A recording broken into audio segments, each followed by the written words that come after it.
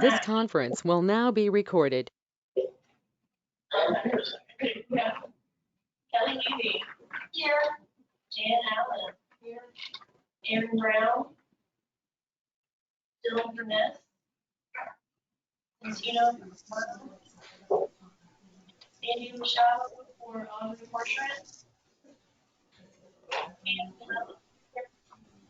Stacey Day. Here. Heather Maggio for Ben Almshuski. Amelia Brown for Bob McConnell. Rajesh Franklin. Here. Chris Cooley. Here. David Guthberg. Here. Dan Fitzpatrick. Scott Browning. Here. Sean Sullivan. Here. Carla Berman. Juanita Bernal-Leon. Juanita, if you're online. Thank you. I'm here. Thank you. Good morning. Sarah Kessler. Viviana Dixon. Here. Alicia Burks. Good morning, I'm here. We do have a quorum, Mr. Chair. Great, thank you very much. Good morning, everyone. Next up is the approval of changes to the agenda. There are two at your places. There's two updated agenda items. Agenda item 6 is the refinement in your budget amendment that was sent out in the packet. Updates there, as well as agenda item 8. There's a refined recommendation for the 2022 Tampa Bay Environment Restoration Fund project. Going over those as those agenda items. Is there a motion to approve the changes to the agenda?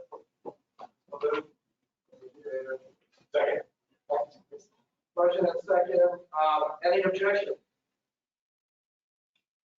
Hearing none, motion approved. Item 2 is the approval of the minutes from the February 11th, 2022 National Board meeting. Is there a motion to approve this minute? You guys might as well keep it going. Second. Any objection? That motion did. Item 3, general citizens comments. Any citizens in the room? We do. We did.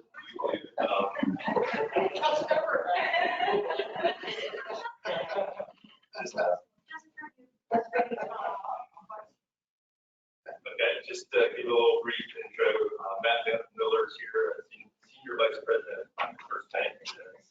Board knows we've been contemplating the banking switch.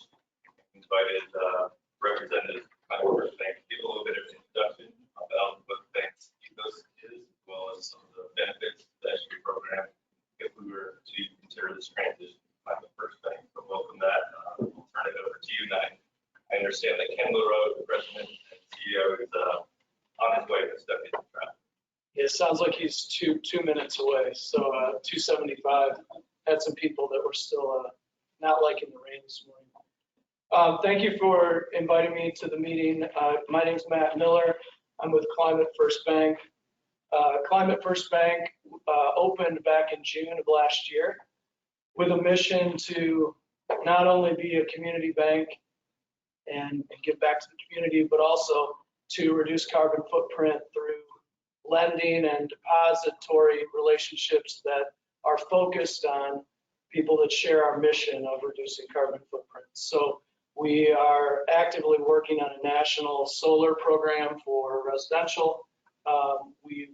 We're currently doing about $5 or $6 million in commercial solar, electric vehicle charging stations, working with a lot of the builders in the area on lead construction and ways to build things instead of just building the cheapest, building things that are sustainable and that help our environment. So when we were introduced to your organization, it just seemed like we had a lot of aligned missions, and thought it would be great to come and meet you and see if we could work together in the future. I also I knew, talking to Jessica, you were thinking about changing banks. I wanted to give you the opportunity to ask us any questions, make sure you felt comfortable with us as a bank. So I don't want to take up too much of your meeting. So if you have any questions, I'd be happy to answer anything. I'm happy to try to answer anything. Any questions? Yes, sir. Do you have a brick and mortar location in the region? We do. We're right on Central at about 53rd right now. We're actually leasing that location because we bought a location that, if you know,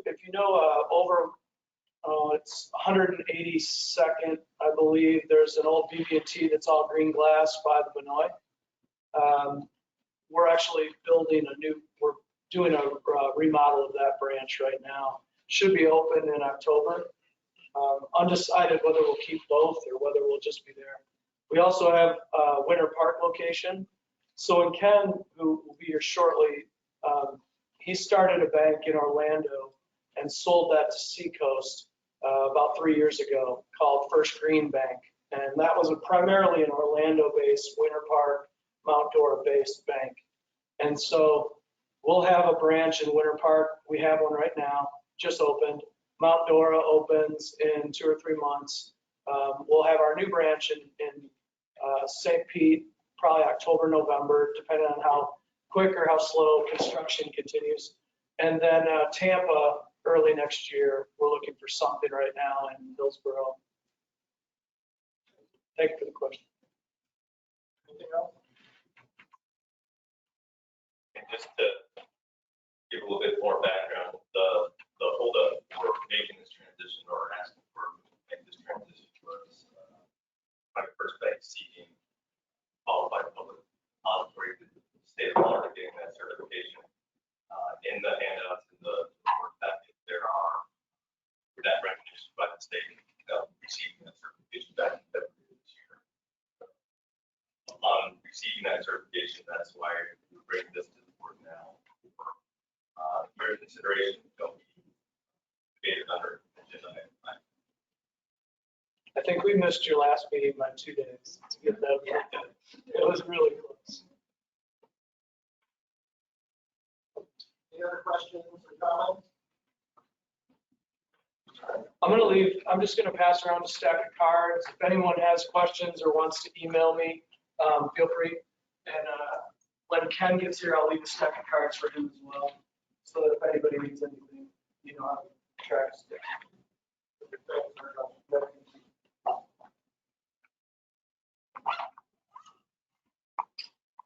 All right, that brings us to the action item.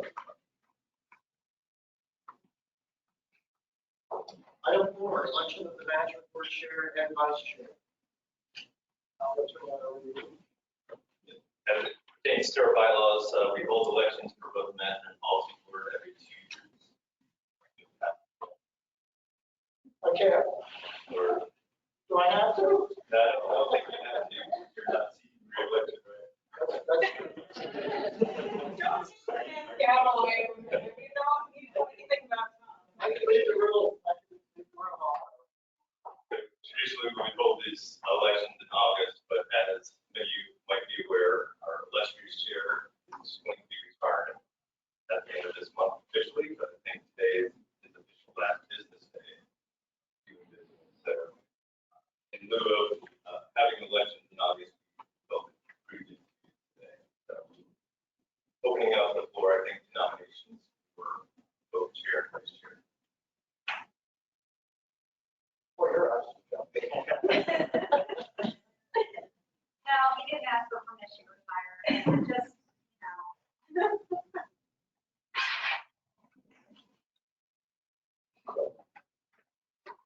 I would want to nominate Kelly, chair.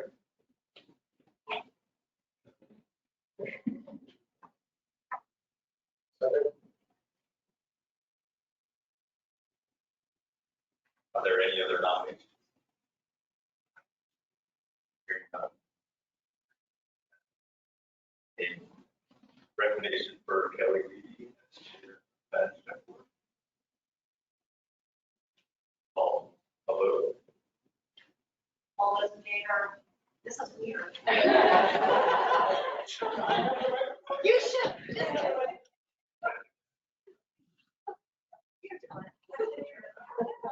Myself. All right, there's a motion and a second on the floor to nominate Ms. Kelly Whitby for the new chair of the management board. Are there any objections?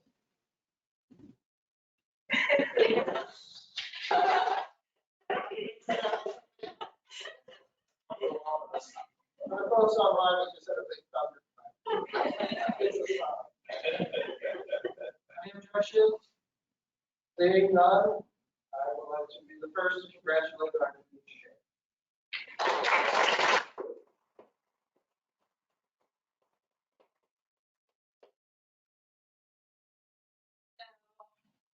Moving to vice chair, do we have nominations for vice chair? I'd like to nominate Leanne Will. One nomination. Are there any others? Hearing none. Do we have a second? Second. All right, we have a motion and a second. Any further discussion? All right, seeing none, well, I guess we ought to ask, are you willing to accept the nomination? Okay. Yeah, that first. Just kidding. All right. Okay, all those in favor of Leanne being our new vice chair of the management board, say aye. Aye. Any opposed? Motion passes. Welcome.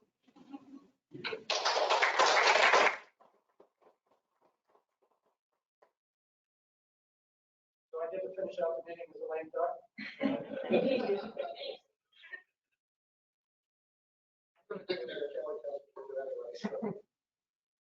Okay, so item 5 then.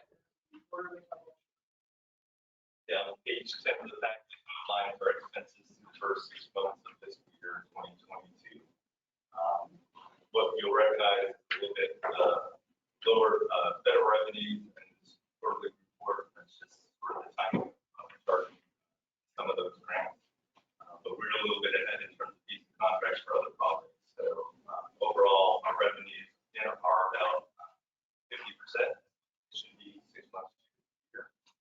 You also notice that we have additional conference revenues, contribution and donations that came into the program that weren't anticipated in the initial budget set last August. So we were able to offset more expenses for our sponsor conference with additional sponsorships. On the expense side, just want to mention that we are a little bit ahead in terms of our direct personnel costs. Part of that was a pay to a staff resignation, as well as contributions that we have made up in terms of Florida retirement system. Our newest employees were not properly assigned to the Florida retirement system. We had to make up contributions at the beginning of April. So you see that we are a little bit ahead in terms of direct personnel costs over what was anticipated in the initial budget. The expenses related to Basis 7 and the 30th anniversary are also recognized under other expenses. It wasn't that we weren't anticipating those expenses, but we recognized them in the initial budget under tech support and contract consulting services. So in the next agenda item, we'll make some adjustments in your budget amendment to reflect both the new revenue sources as well as expenses.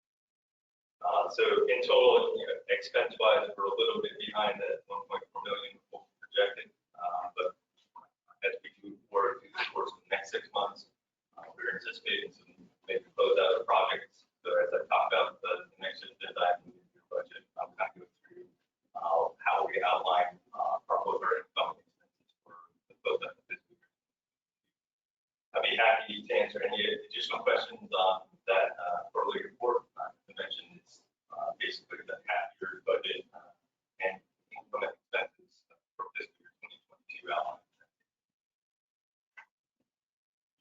Questions? Questions or comments for Ed? This is item 5 as an action item, so I'll accept a motion to accept it. The motion, we have a second? Second. Motion and a second. Any further discussion? Hearing none, are there any objections? Hearing none, motion carries.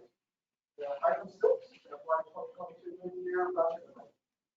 This is an updated agenda item, so in your packets at your places, updated agenda item number 6. As I just talked about with our quarterly financial statement, there are some adjustments that we're recommending to our initial budget adopted last August of 2021.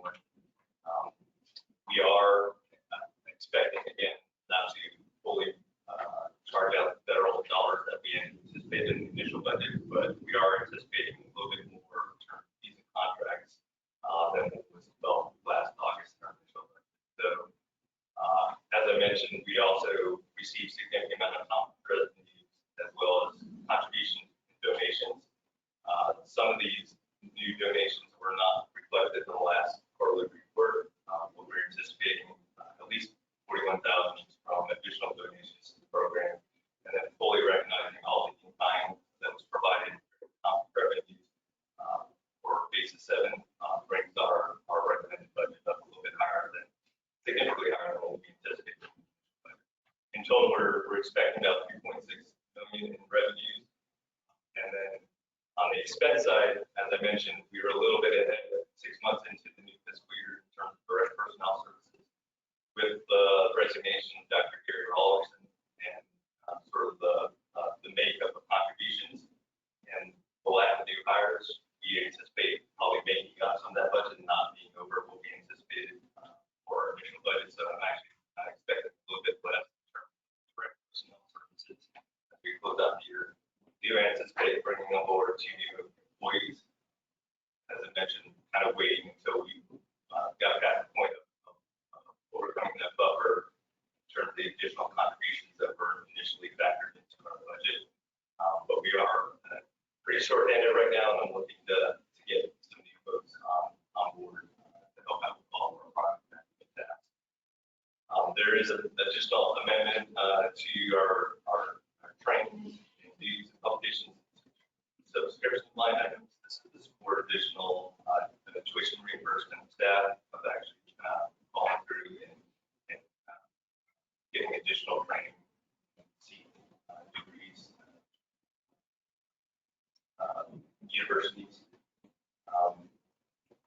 We did, as I mentioned in the quarterly report, have a little bit more in terms of printing costs and the other expenses as it relates to conferences. We're factoring in that in your budget amendment, raising that up. We're also expecting some additional printing costs as it relates to publication of our State of the Bay report. So you see a little bit of increase in terms of our printing costs there. And then, as I mentioned, under the other expenses, we're fully recognizing all the contributions and expenses that were listed during the basis 7 conference. In total, we are still expecting to close out some significant projects. So our initial estimates for tech support and contract services about 2.17 million. Bumping that up a little bit more, keeping all the projects on task and close out for this fiscal year. But if not, we'll come back with the final budget in November and any adjustments that are necessary. And then the last adjustment on the in-kind side, or on the expense side, relates to our in-kind. The 149,000 that we recognized at the beginning of the year projects related to our current fiscal year report plan. They were primarily targeted stormwater improvements in Pinellas County. But we're also recognizing some impact that we did receive prior fiscal year. The state of Pinellas bumping up our impact expenses based on that recognition. So in total, expenses going to be about 3.4 million, which would give us a positive net income to our fund balance. Again, that would just roll over until projects are fully completed in terms of our tech support and contractual services. But in total, our fund balance at the end of the fiscal year is projected to be about 2.59 million. That's the fund balance that we hold within our bank relationship. Any questions on the mid-year budget amendment that we put, or any additions to those line items?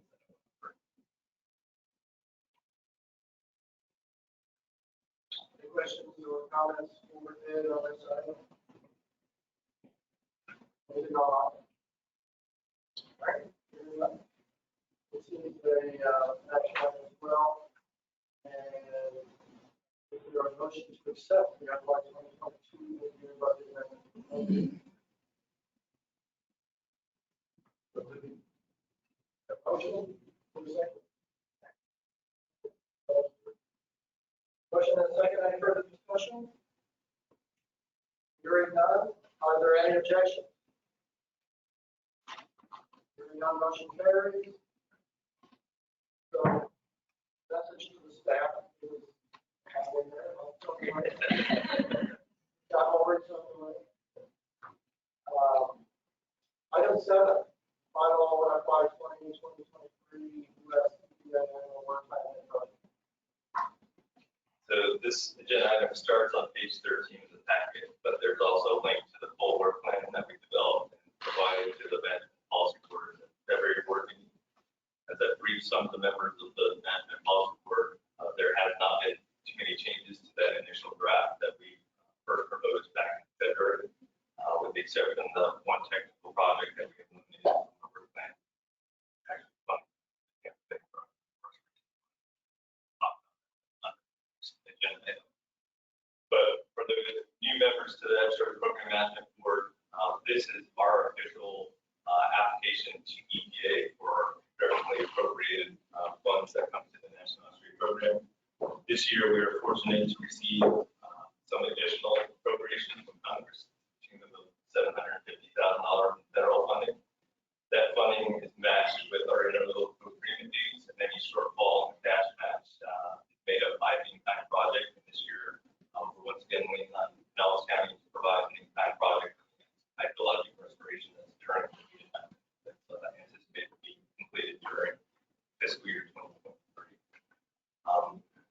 As we move through the work plan, I think the biggest thing to pay attention to is page 57 and 58 of the work plan. I have it on the screen here. Page 57 basically outlines the funding table. As I just mentioned, we received about $750,000 federal funds.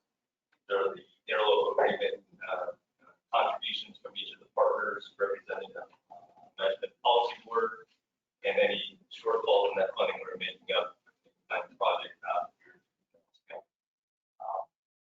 It has been the policy of the extra program to set aside about $25,000 per year a non-federal overmap reserve fund. This is sort of our rainy day fund to support the program if federal appropriations in the future aren't as significant as they have been. So right now we have about 6 months buffer in terms of operating our non-federal overmap reserve fund. I also use that fund whenever I'm speaking with any of our state or federal representatives in my or I charge to that overmap fund. So in total, we have about 1.5 million in funding available for our operational and additional technical and communication outreach support projects. As I mentioned, it's about 100,000 more than what we had prior to this year. And if you go to page 58 of the work plan, kind of outline what we anticipate as our overall operating expenses. I do have a significant bump in terms of personnel. What I'm anticipating through fiscal year 2023 is having an additional 3 staff moving into this fiscal year. So anticipating hiring on 2 more staff by the end of this fiscal year, one more fiscal year 2023. 2 of those would be technical and scientific positions. I'm focused on replacing Gary as a restoration ecologist. We're trying to potentially solicit a social research scientist to bring in some human dimension of our work and bring that skill and expertise to our staff that will complement and round out the technical staff. So you'll see that bump in terms of the direct personnel salary and fringe over our fiscal year 2022 estimates, and that's to recognize some additional staff. Also want to mention that we develop our initial budget and we'll bring back in the August board meeting. That number that we have in our work plan is offset by additional grant funding that we bring into the program, about $250,000 extra grant funding that we offset the salary costs on. Now that number will be reflected in our initial budget that we passed that month.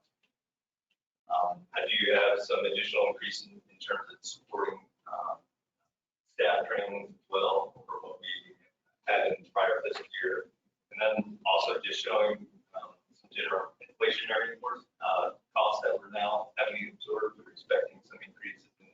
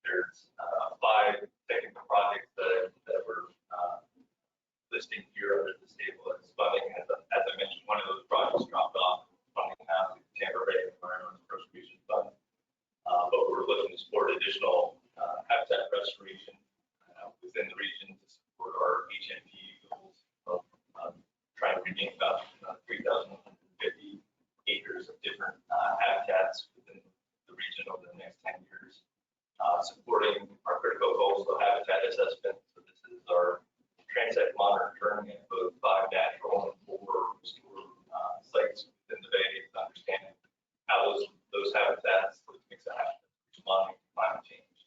We're putting some seed money in there to support the next round of the reasonable assurance update for the next management consortium. Then we're also supporting new work to understand, hopefully at a finer temporal scale, seagrass distributions to satellite imagery using remote sensing technologies to kind of fill in the gaps between water management districts every 2-year biannual assessment. On the community and outreach and education side, we continue to support our Give a Day for the Bay activities. She's been doing a great job getting up where Misty left off, anywhere from 5 to 7 events each year. Continue to support that. We're also trying to expand some of our citizen science initiatives and also complement some of our work that we're doing on the technical side. So that's ideas of how we can get the community involved with a similar approach for coastal habitat assessment, citizen scientists, or understanding macroalgae distribution in the bay. Some of our citizen volunteers to be eyes on the water. Additionally, Joe's been developing ideas to better tell our story as a program. And we have some funding in there to support science literacy and digital storytelling, generally through animations and video production development. So this is our way of trying to tell the complicated science of work we do as a history program to our community at large. We also are supporting additional,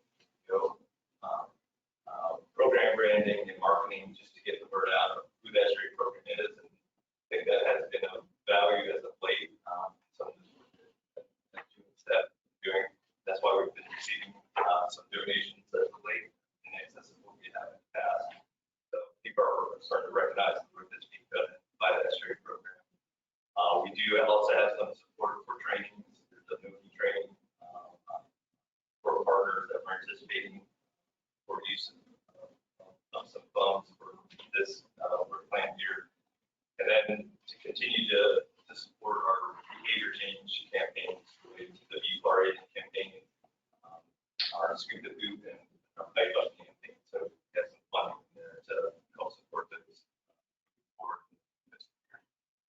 So as I mentioned, about 1.5 million in total expenditures, both to support our full operations as well as some of the new tech and community and outreach and education projects. And I'll be happy to answer any questions that you all might have on those projects. And if I can't answer them, I'm going to staff. Questions or comments? Anyone need to repeat that? I did have a question on the critical coastal habitat assessment. Is there any component to that takes into account sustainability or the resilience, mainly the resilience portion of what we're creating this habitat and are they, we have to take that on, are they performing in any way as The second, so there were 2 sets of sites that we conducted the critical coastal habitat monitoring for. The second set included sites that had more man-made alterations, including restoration activities. But the purpose of that research is really to document the changes of sea level rise, elevation, and perhaps temperature on flora and fauna. It's not necessarily like trying to directly assess the function of those restoration sites, although because we are collecting some of that data at restored sites, there may be some conclusions or some recommendations that we can infer.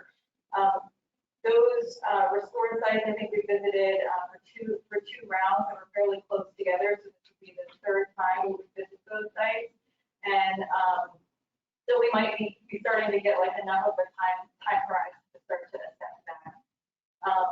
I think the work that we've done that more specifically looks at those kind of components has probably been associated with T-bird, some of functionality of those restored habitats for different purposes, like for fisheries use or things like that. But I do think there are like some conclusions in terms of like how we plan for things or how we approach what techniques are maybe more resilient over time. But it's not the direct goal. Yeah, just to add to what Maya just mentioned, this is intended to be a long-term monitoring program to track the condition of each of those different habitat types that will hopefully guide management and our restoration activities. This will be the third event, so we're really in the beginning stages and hoping that this data set will be just as complementary as seagrass transect monitoring data set that we use to manage seagrass bed, as well as the water volume monitoring. So we need to go love the temporal history of that assessment, but in total, the goal was for it to inform how we better manage and grow commercial oyster habitats. And I guess the reason I mention it is, we're a little over a week from the Denver hurricane. And, do we have the ability, or have we already incorporated the ability to, or even future timber projects, to have a component of how well will this project hold up to and how they can be performed post, is there a component in the monitoring of the project that not just biological success or the acreage is gained by, if we build something for $1.5 million and it was wiped out, storm, and what do we like? I mean, that's a rhetorical question. I'm just thinking, is there some way of incorporating that as a component into the monitoring? I'm sure some of them already have, but maybe that's something we need to bring forward. Another criteria for success is, hey, how much? I think that's a really good suggestion for updating your research and monitoring priorities for this, being updated as a comment. Yeah, right now there's 4 restored transect sites. We bring on the restoration sensors, the potential to expand. Again, we'll be building for that new production site. But the functionality question, those are the tricky ones under our research and monitoring priorities has not been addressed. Yeah, to build off what you're saying, that this is the beginning of the project. It's a long-term project. In my side of the house, we're thinking about how we can make the data more accessible and available. It's been on my to-do list for the last year or so of making that information accessible to people. And I am anticipating having some product available next year or two that sort of showcases the trends that we've seen with the existing data sets and providing the ability to sort of drop in new data sets each time we go out and just build and assess. So just want to mention that as something to look forward to. Great. Any other questions or comments? Just another component that we kind of need to discuss as well. There's a couple of parts that's agenda item. Also within the work plan, we did develop in section 4 some proposals related to the bipartisan infrastructure law. So many of you probably been contacted by Maya to garner some ideas, concepts for how we can use that money in a very efficient way. We know that there's a lot of partners that are flush with federal dollars right now, but we're looking to further complement and expand some activities, how we can CCMP using those dollars. So section 4 outlines 2 themes that we broadly developed with partner input for use of that $909,000 that we're expecting through the bipartisan infrastructure law each year over the next 5 years. So this would be the first year of potential use of that $909,000. The first theme that we were considering, we should preface all this by saying we're still awaiting final EPA guidance on how to use that funding. So that's why the projects that we're bringing to you today are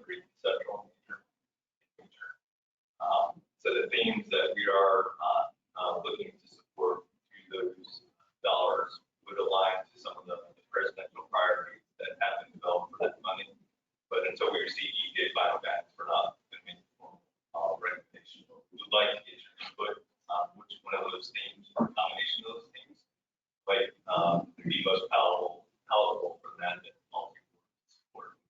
This would be a separate application to EPA for the use of this bipartisan infrastructure law funds, separate from what our work plan just outlined. So the first theme is focused on expanding some of our tidal creek restoration efforts within the region. Down to the agenda item. We have preliminary identified some creeks where some work is anticipated by our partners. Some of these creeks, to align with presidential priorities, flow through some underserved communities, and we recognize that some additional work is being done by our partners, and the funds that we would use to support those enhanced projects would be focused on increasing the habitat restoration components or engaging with those underserved communities in using these funds. There's also a living shoreline project that one of our partners is considering in K-Bay on Palmetto Beach, and it's aligned with some of the underserved communities needs that are the focus of some of these bipartisan infrastructure law funds. So the use of that one theme would be sort of directed towards those priority tidal creek restoration efforts that we know are coming up in some of those areas throughout the watershed. So Little Bayou Creek was actually a proposal that we received. Cheaper, that's down in the city of St. Pete. There's several creeks in Phillipsburg County, Ironhead, Billings, and Archie creeks that we're considering Mill Creek and County. These are all projects that are close to moving forward with future partners. Again, we're looking to utilize these funds to complement those activities, not only addressing perhaps some of the flow control aspects that partners might be focused on, but we're working towards additional habitat restoration and water quality benefits of those projects. That's the first thing. We have some broad potential earmarks for that effort. The second theme, and I know we got some guests in the audience to kind of speak to this as well, is potentially using that fund, those funds to address some of our aging and wastewater infrastructure issues that we're all working on within the region. So there's either septic to sewer conversions that we're aware of that are using additional ARPA or other federal resources that are coming down, flowing through the partners. If there's ways we can enhance or expand potential areas consideration of the septic to sewer conversions, or to promote incentive programs or the refine and fix programs that are being contemplated within the region to address private laterals that have been an issue. Some of our municipalities is contributing to some of the sanitary sewer overflows that occurred back in 2015, 2016. There's funding that we've earmarked to potentially enhance some of the projects by our partners. So broadly speaking, those two themes, we necessarily approach funding in two separate years, or we can mix and match the different components of those projects in our first year's application. The one feedback I got during my EPA briefings is that there's potential for this first initial year to submit a proposal for 2 years worth of bill funding. So if that's the final guidance that we receive, both these potential themes could be submitted to EPA under 2 different funding years under bill, and we have 3 additional years for additional funds. So I'm going to open up the floor to get additional impact from partners. Are these good ideas? Are these projects not the ones we should be looking at in terms of implementing for CCP? Are there other considerations that we should be directing these funds for? And as I mentioned, there are folks in the audience that can address some of the concepts that we initially developed. If there's any questions on some of the initial support that we targeted. So I'll stop there. I hope that was a good cue up for discussion, but we're really kind of trying to get a recommendation from the management board on the policy board. So as we do get that final EPA guidance, we can quickly submit an application for this one and hopefully get this project in place. And we can mind introducing the folks? We got Dan Glazer from Pinellas County, Joe Burnell. Oh, actually, Pinellas, sorry. You guys can use this mic.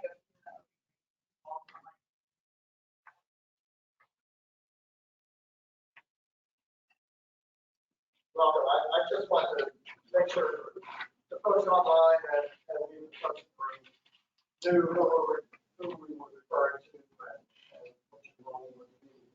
I don't know if there's any direct questions for them or any general comments on the discussion. Thank you, John. Actually, I would, since not everybody in the room is aware of the initiative going through the wastewater, stormwater task force that's been working since those events that led to a lot of the discharges. I was talking with Dan. Our Nelson County Utilities Department has 3 areas, actually 4, if you include the mobile home park projects, really large projects that are focused on mitigating or, septic to sewer laterals and aging infrastructure in old mobile home parks where they own the collection system and it's failing and it's causing all that excess water to go into our system and it's polluting the environment. So they've got programs for that. So I thought it might be good if Dan could just provide a very quick overview of those 4 things that we're working on so you can kind of see those types of projects that it's not just Nelson County. The other partners, task force are working on very similar things, and given the CCN goals with regard to reducing these types of sources, this might be a really nice opportunity to help parties around. Thank you. Good morning. I'm Dan Glazer, Senior Engineer with Pinellas County Utilities. I'm currently the Program Manager for the 5-year Wastewater Collection System Program. And to tell you a little bit about Pinellas County Utilities, we serve about 84,000 wastewater customers and approximately 115,000 water customers. We are experiencing infiltration and inflow, which is groundwater and stormwater getting into our wastewater collection system. That impacts our system severely, and it has impacted it for many years. So in an aggressive approach with this 5-year program, we are going at it head on. One of the first things that we did was to look at changing our policy related to private sewer laterals and private collection systems that discharge into our system and we collect. One other little approximation, about 40 to 70% of our wastewater is ionized. That's a lot. That impacts our capacity, that increases our sanitary sewer overflows. It impacts the health and safety of our community. So we're attacking this head on. So about a year and a half ago, we started the process of developing policies.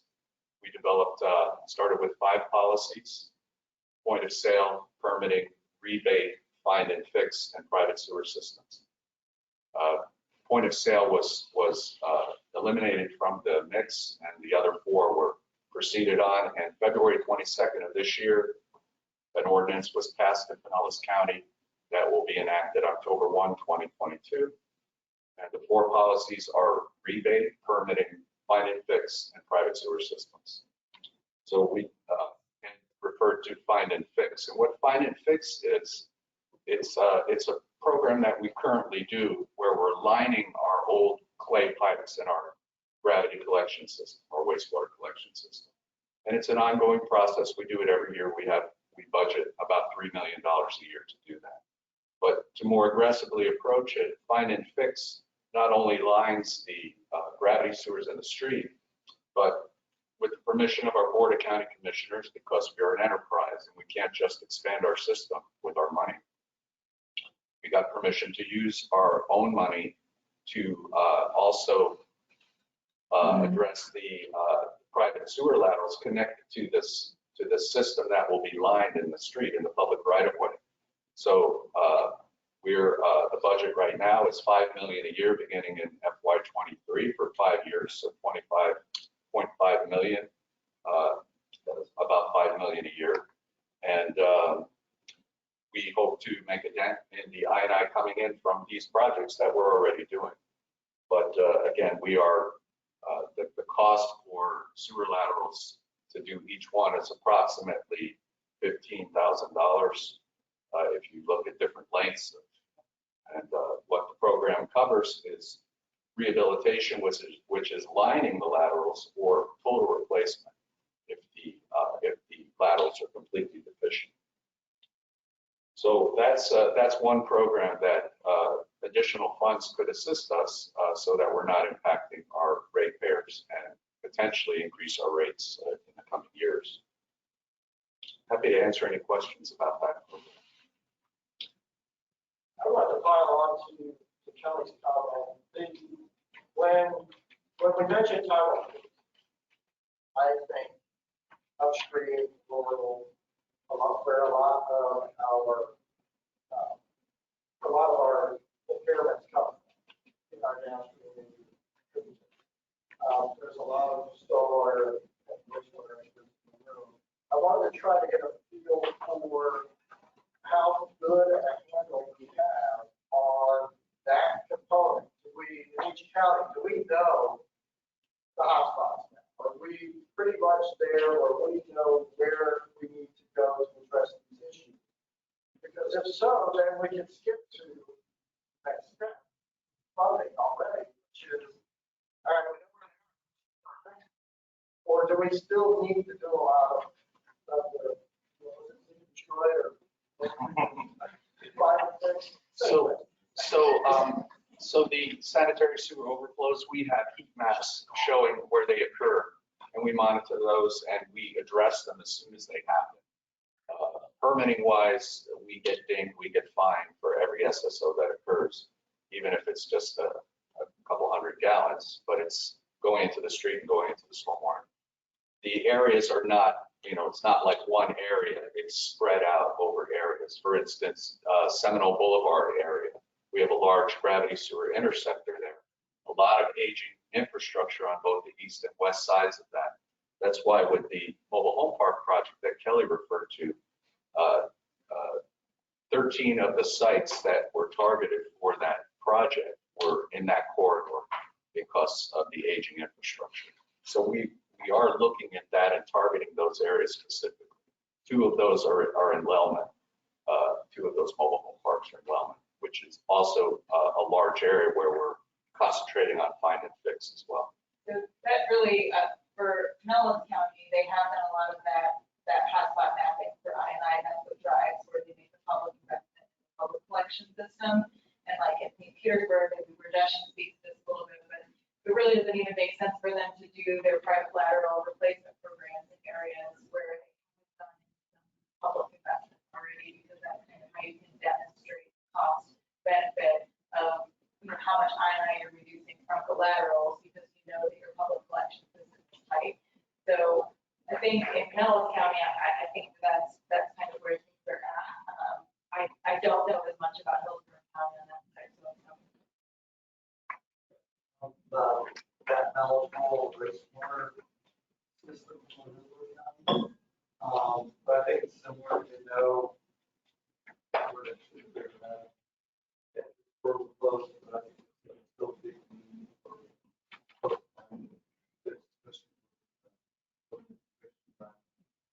Yeah, I guess that's kind of part of where I was going, is that the point you just made, Maya, that everybody's at a different conversation. And money that Pinellas County uses might do something for farther down the road than Hillsborough. well, or we know Hillsborough County also has septic to sewer needs. So that's why we're trying to keep these in these 2 sort of categories that we think provide flexibility for the partners, so we can have sort of geographic, equity in terms of where this money is supporting water quality improvements and habitat improvements. And it's flexible enough to where you can have projects that are sort of ready to go, and make sense and fit in, but they're also being responsive to the guidelines are expecting from EPA and the guidance that we know is come out of the presidential order on, having these funds apply to things, apply like the Justice 40 for people, so that some of these investments are directed toward underserved communities, towards climate resilience, towards job creation, all those things. And if I may just shed some light on how we handle it. We all know that we took major steps from that point on. And currently, I was only doing that approximately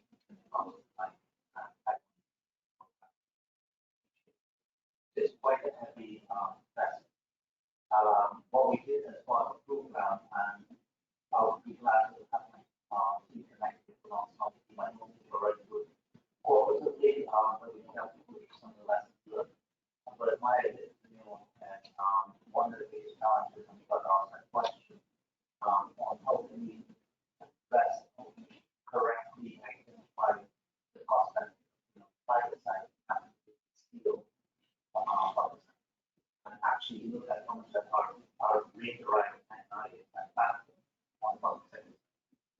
So what we've done between that period now, we've substantially reduced the we've shown that continued progression. And also what ranges of calibrate based on that rate. So that's helped us get into the direction we need to go to. And it's helped us strategically have that private platform. So I'll be glad to walk you through our approaches and connect you with the team and change the documents. Thank you. And I have a question on the lateral stuff. Look at they're focusing on the part just in right away or the entire one? No, the entire private. So the plan is we get our contractor and engineer on board that we've already targeted the areas. We already know where we're going to go. We've mapped it out. We're going to do preliminary door knocking and say, hey, at no cost to you, we'd like to inspect your lateral, and if it's deficient, replace it or line it at no cost to you. And at the end of construction, we hand you a piece of paper that says you have a 1-year warranty. After that, it's your responsibility, and then we walk away. But we've zipped up the I-9 At the potentially. same time, you're doing the public collection. Yes, so at the same time we're doing the lining of the street. Yes, where they're doing the public improvement, driving the area where the private lateral is wrapped in, all through same service provider. What helps in that process is actually that the limit that they have and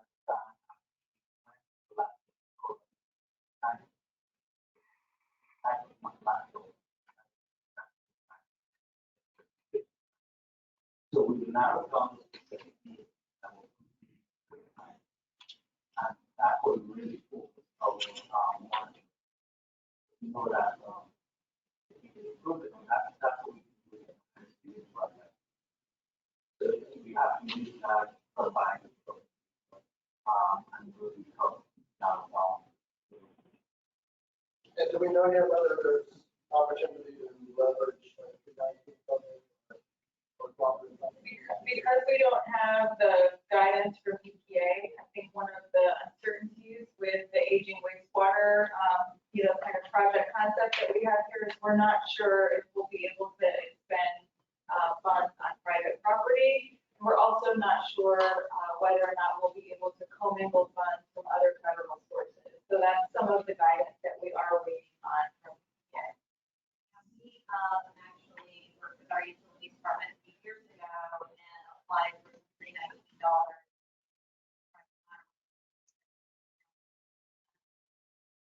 We also have received, if you go into like Restore Act, we also have potentially utilizing some of those dollars. We are allowed to use Restore dollars for septic tank closure and the public side of the lateral, but not the private.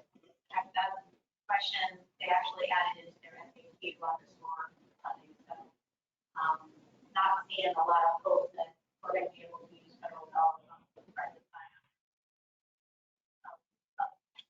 With the exception of, for whatever reason, septic closure, it feels a one-time expense. And moving source of pollution. So some of these conversations have kind of, we're discussing this element of it. If the federal funds be used to help with the public side of things, that free up revenue to go in and do the private.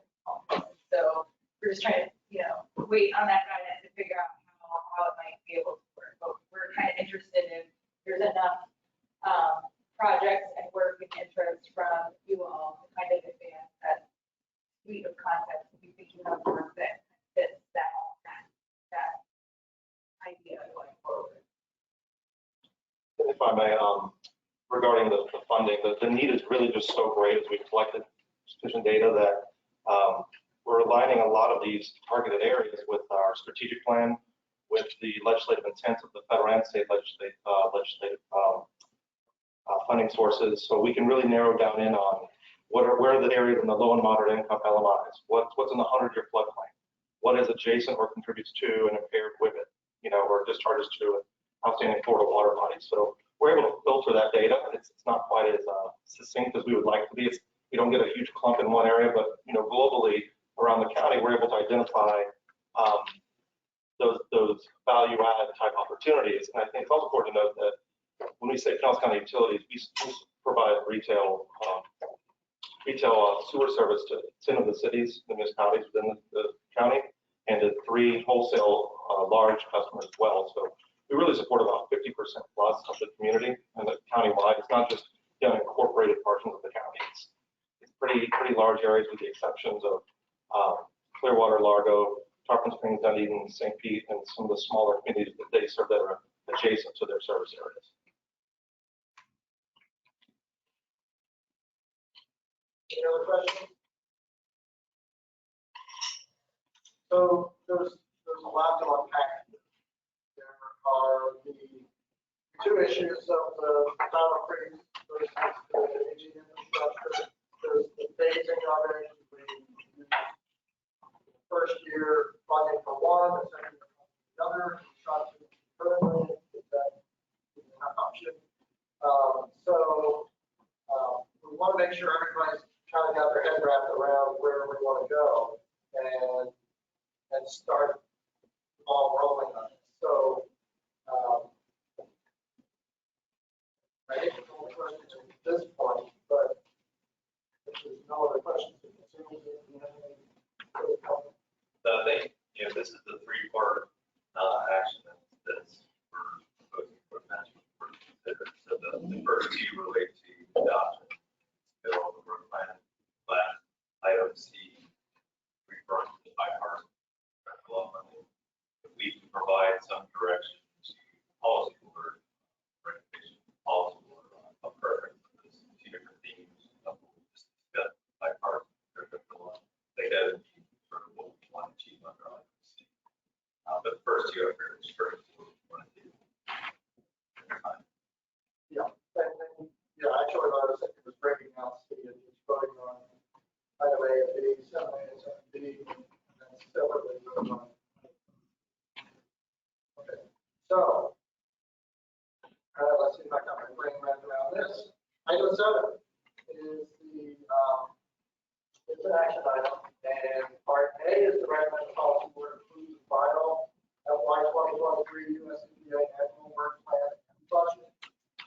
And item B, 7B, is the recommended policy board authorizing executive director to submit the final FY 2023 US EPA annual work plan to EPA Region 4 as a new US EPA cooperative agreement. That's our first highlight. Is there a motion to that effect? Please call that. Are we just voting on A first? We're voting on A and B as a package, and we'll vote separately.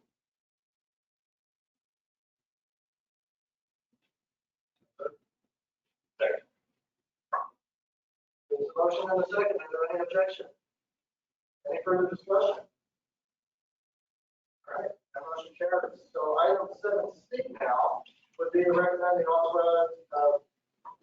authorize the executive director to submit the final bipartisan infrastructure law bill funding proposal to the US EPA Region 4 as a separate domestic bank cooperative agreement. Your motion to that? Jump in there, Scott. It would also be, We'd also want some sort of guidance on the two different themes that we discussed, part of that. So part of that is not only recommendation, but also recommendation of county. So we have two separate items, pilot and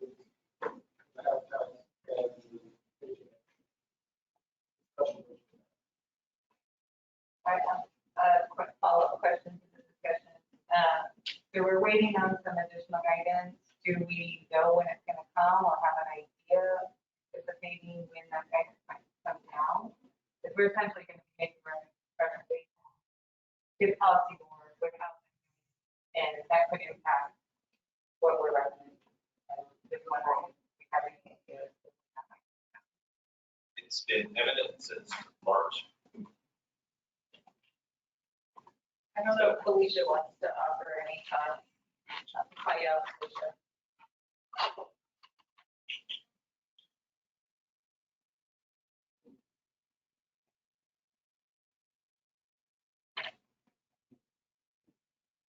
Felicia, if you're speaking, we can't hear you.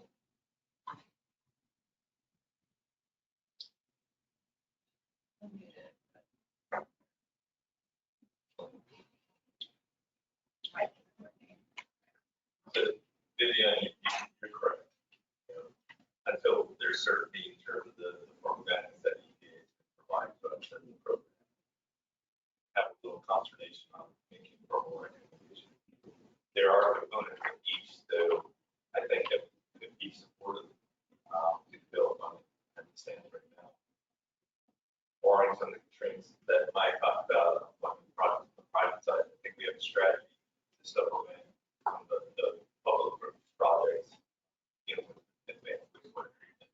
So direct funds in a way that would free up local resources to the private side. So from that standpoint, it's really what is the preference of where we move forward in terms of priorities we should be addressing the first year of funding to build. If there is a strong preference to supplement the activities dealing with wastewater collection issues that we face in the region, then we want to hear that.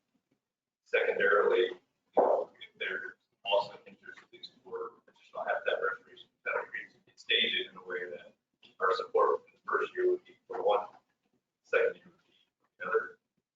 If there's preference to mix and match amongst the different projects, we also want to hear that, and that would basically ultimately dictate how we break up the funding in support of those different projects. It would be mainly a timing issue when we suspect those projects might be moving forward with partners, and our money would actually be helpful and complement that. So that sort of my feedback to your question. I don't know if that's very much helpful and formalized in a recommendation from this management board, but we would love to hear some guidance on how to move forward with these step funds initially for this first year. That will provide us enough information moving forward once we receive guidance. If EPA is wanting the first 2 years, then we target first year for the preference that's first year, then we need to do the other. So Felicia has also offered in the chat that based on the project concepts that we put forward here, EPA believes that those proposed project concepts would meet the justice authority and other requirements. So she doesn't expect these to be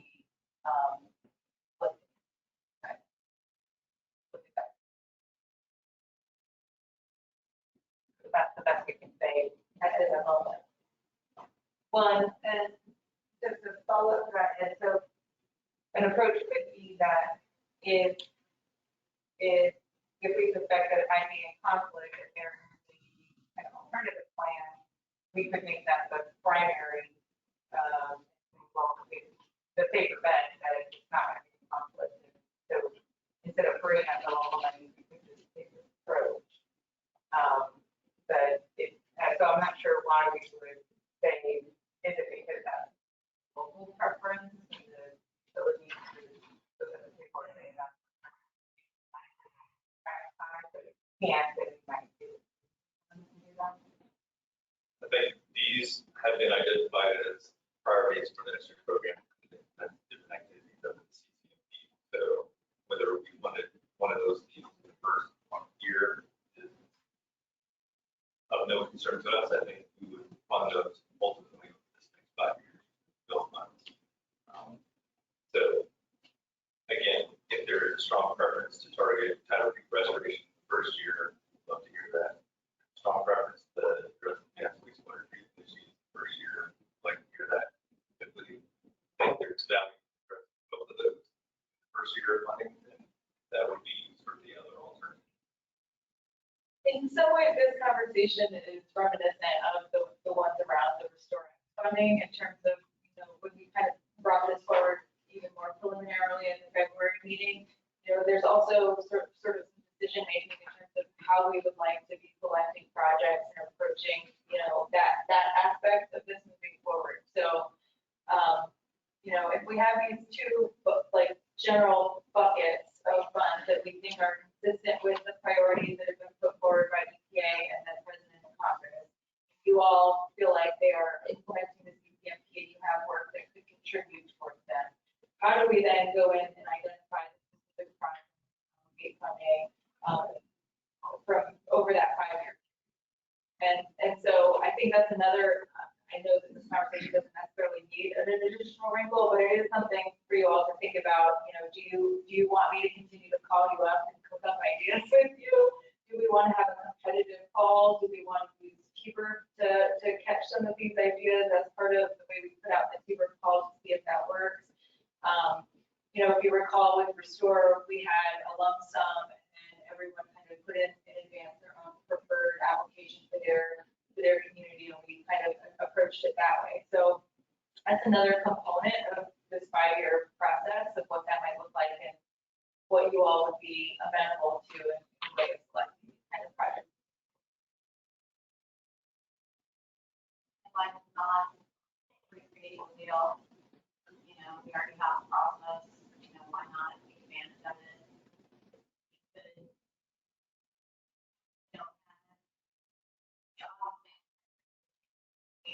Because of the fund for it to be that apply and just straight up deeper for your fund.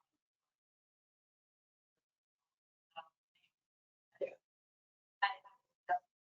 something already when we have a process. But I like the idea of people applying for it.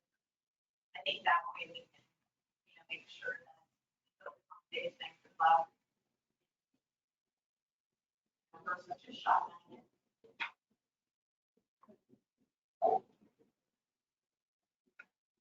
I would agree with that. We got a process in place. Then on what prioritize for the body. Boulder County, you have a project process. Not a pilot, we don't have a responder per se, but it will come through. The opportunity to apply all. Having said that, my mind, I do think that good to basic infrastructure is going to impact on the system. When you start, maybe doing that first, start scoring. And then having the storage system maybe helps to I think one of the options is maybe not clear is to have, have both buckets in the plan for the year 1 or year 1 plus year 2, and then you would just have a split allocation between them. So instead of having $908 or $9,000 all for aging wastewater infrastructure for year 1, you could have $450,000, towards that, and $450,000 for tidal creeks or some other iteration thereof. So if we think that both are represented two projects to manage each year is not completely untenable. You know? Well, that's where I was going when we were talking, Dave. If we split the baby and have, and it kind of circles back to our original discussion where Hillsboro's in a different place than Pinellas. So it does give us more options locally in your jurisdiction, use the money, how you see fit or topics where you are in the process. So, so there's, and Don, keeping out of the weeds here, there's a motion and a second on the floor. Dave, are you willing to either withdraw your motion or accept a friendly amendment that we recommend the authorization, the authorizing executive director to submit the final bipartisan infrastructure law funding proposal to USDA and region for as a separate USDA cooperative agreement with the addition of the project preference being split between title agreements. So, the question is to add that on this thing. Yeah, that's the part of the original, when you originally made the motion, we didn't have the project for it. So, you would just.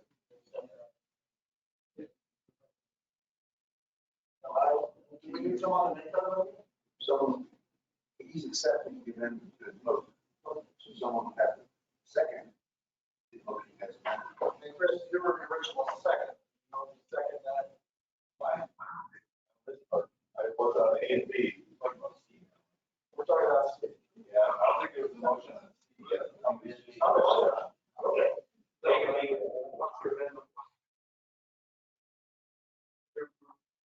Originally, we're doing A and B. Right. Right, we're doing C separately, adding on the funding round. Okay, he's right. Yeah. All right, so there is a motion, is there a second? Second. I think that's a good.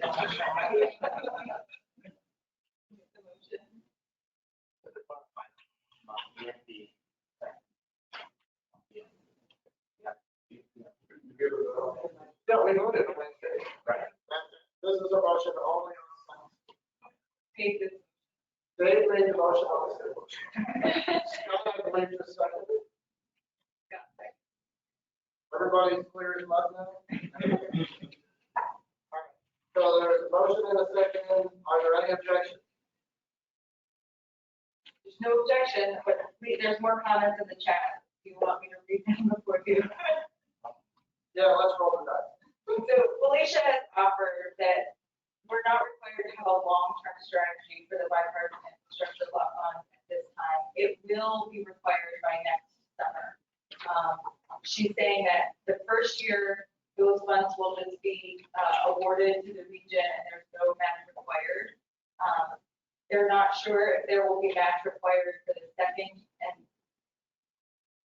through the fifth years, basically. It sounds like they are thinking that certainly for the latter half of the time, match will be required. It's just like another wrinkle to think about. That's what's in the draft guidance that is not finalized yet.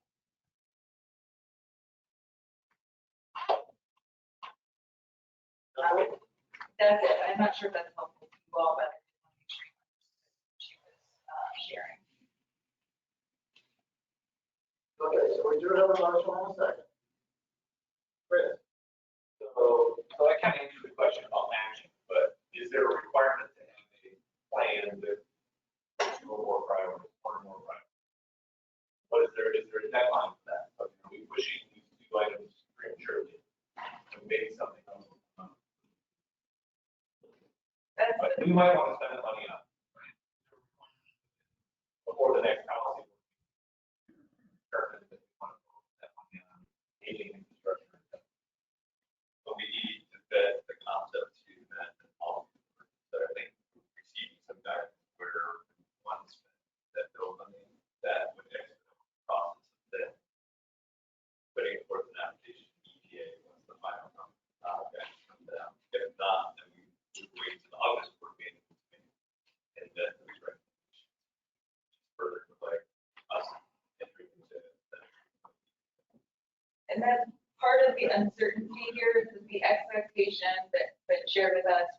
EPA is that we'd be ready to move very quickly.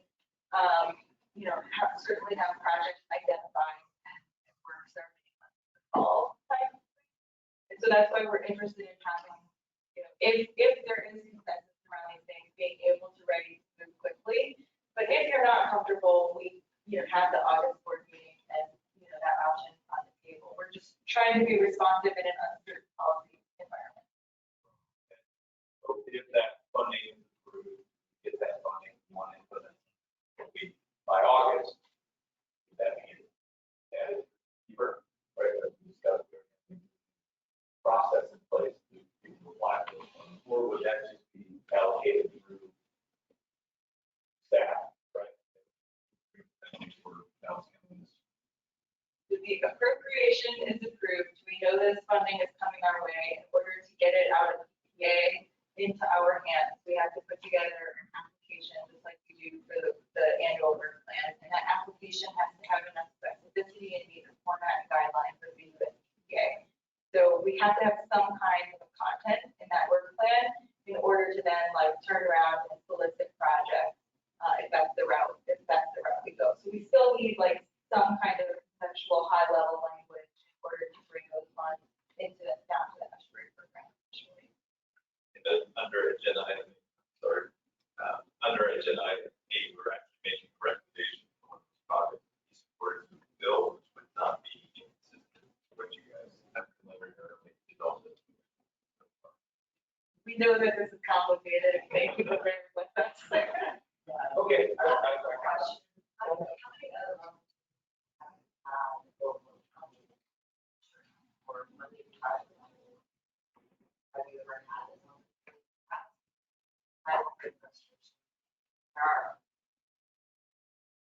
Besides this.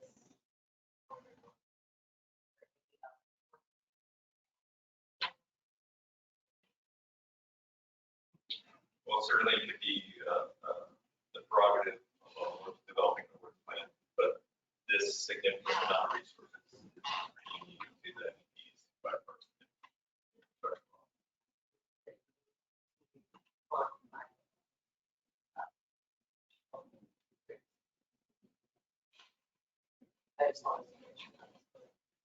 As you all know, we typically operate with smaller budgets than you do. And so having an influx of $4.5 million over 5 years allows us to maybe get a little bit more done than we otherwise would. And so we think both these concepts are valuable. And, if you split the baby or don't split the baby, I think we can do good work together as a watershed. Just the White House that get us that. All funding, what we're focusing on is just expanding to include it's still going to be quite just be cognizant of quite that. Put together. But these notices come out very quickly. It's quite that. If you look at pushing this forward, it's sort of a tight crunch. Our opportunity to take place. So I think there's a solid grouping of what the exact projects and the expectations of this board business. So I think we should continue with the direction of that. Any other comments? Oh, dear God. So glad I'm here today. So very glad.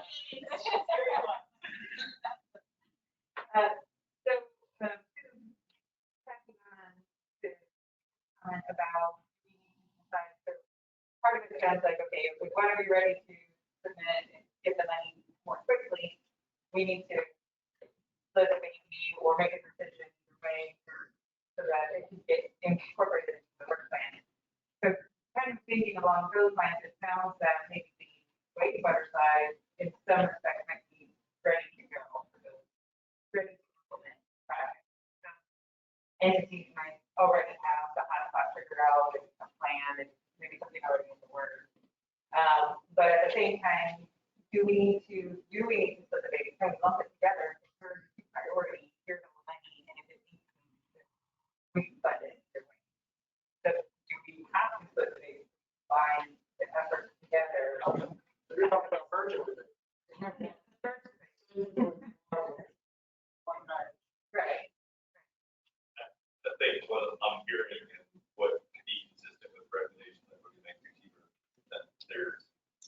not a 50-50 split potentially in mind between those two concepts. There's one project in particular that we can fund, support that restoration, additional wastewater treatment infrastructure costs that we consider as sort of the combined use of funds amongst the regional partners. That application or specific program, depending on where they're at. So it doesn't necessarily have to be a 50-50 split. But if you're supporting, what I'm hearing is support for both title habitat restoration and addressing some of our aging wastewater infrastructure. But it doesn't have to be 450,000 or 50,000. But Yeah, so it would be just a pot of the 909 and, or 900,000, whatever it would be, and any project that fits water or the check would drop them out. And then it's based on the readiness of the project or the other math criteria. I think EPA would probably ask us for more specificity. That's what I'm saying. I think we have some projects in mind. As I mentioned, I think Little Body Creek is one that we've already received an application for. It's been through some review process to cheaper, or where some of the programs, final fix, private labs are. So I think we dedicate resources towards projects that first year. Again, I think we would have to provide a little bit more specificity. So when you say more specificity, they want the actual project. What we're saying now is these are the priorities because they're yeah, so I went through the effort and kind of identify which specific creeks are in the queue for our partners, where we can add on to existing financial programs, private lateral incentive programs. We want to probably call out one or two of those projects specifically in those two themes. Then we can go on. So what is the recommendation to the policy committee is you're okay with these breakouts and those, maybe we might go a different creek is ready to go. Is that what we're looking for? What I'm hearing as the motion, going too far astray, please correct me, is that both these themes or initiatives are valid for support of the first year of development. How we break out that proposal would be contingent on some of the details that we receive on some of these projects so far. So we might see with the later recommendation, a certain amount of money going towards the restoration, a specific amount of money going towards wastewater infrastructure.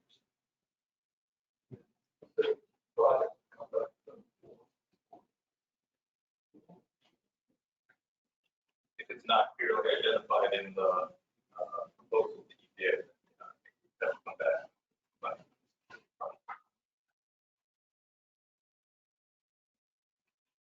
We're not going to here's 3, 4, 5. We're going to get otherwise. So there's in the language that's in the work plan right now, you'll be voting on includes both like descriptive language about those generic buckets, but then there's also a table that has the more specific project concepts on there. I think that what you're recommending is that those general descriptions of the buckets are good, but we need to tweak what's in the tables. that's what I'm hearing. Is everyone? So the question is, how much do you want to weigh in on what's in the tables, or do you want to defer to staff to work with you all collectively to get, projects to the tables and know that like it's going to fill out over time?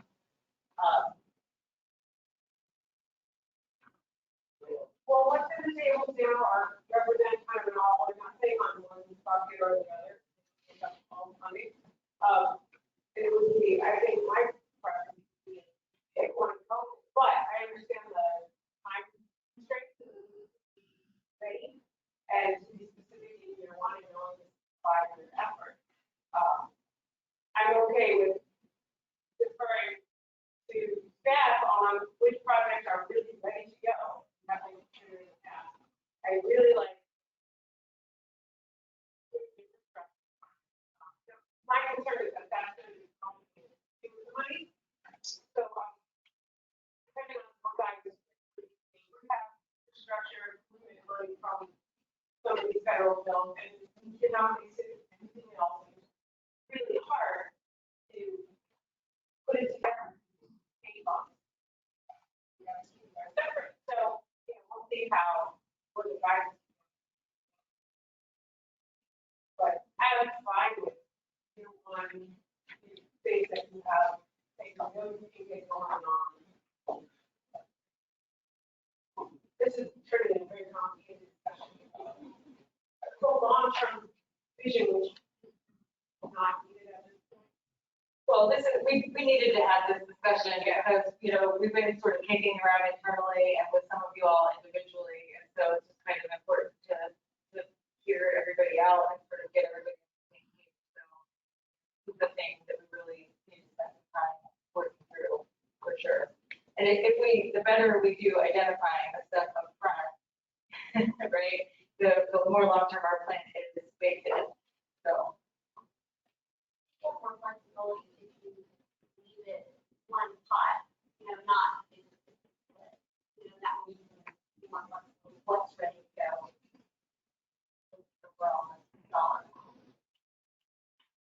I think that's the motion as it is now. It is one pot. We have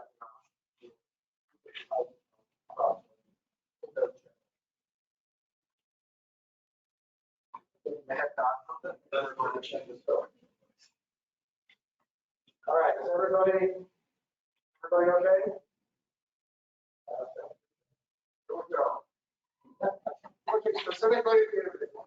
Okay, so there is a motion and a second on the floor. Any further discussion? Any objections? Seeing none, motion passed. Pretty much went through that out. Kelly, you're welcome. That is your, my present to you. Item 17. Gentlemen, that is for you. Very well. Yeah, one question.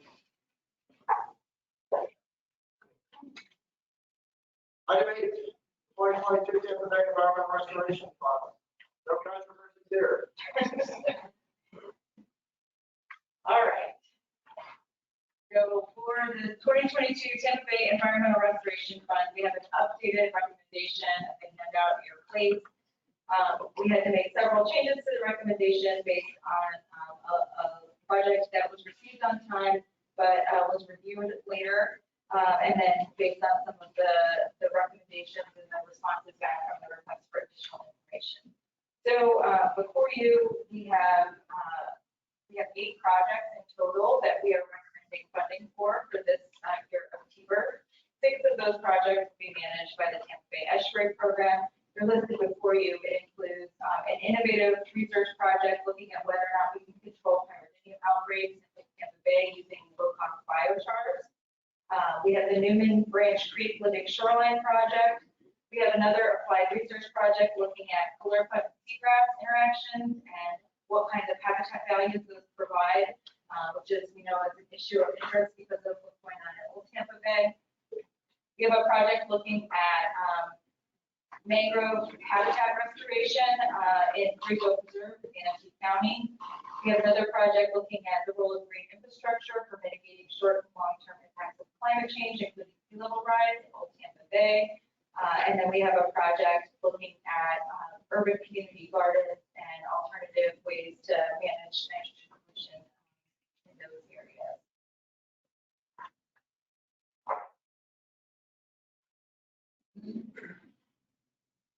I can read the recommendation verbatim if you'd like.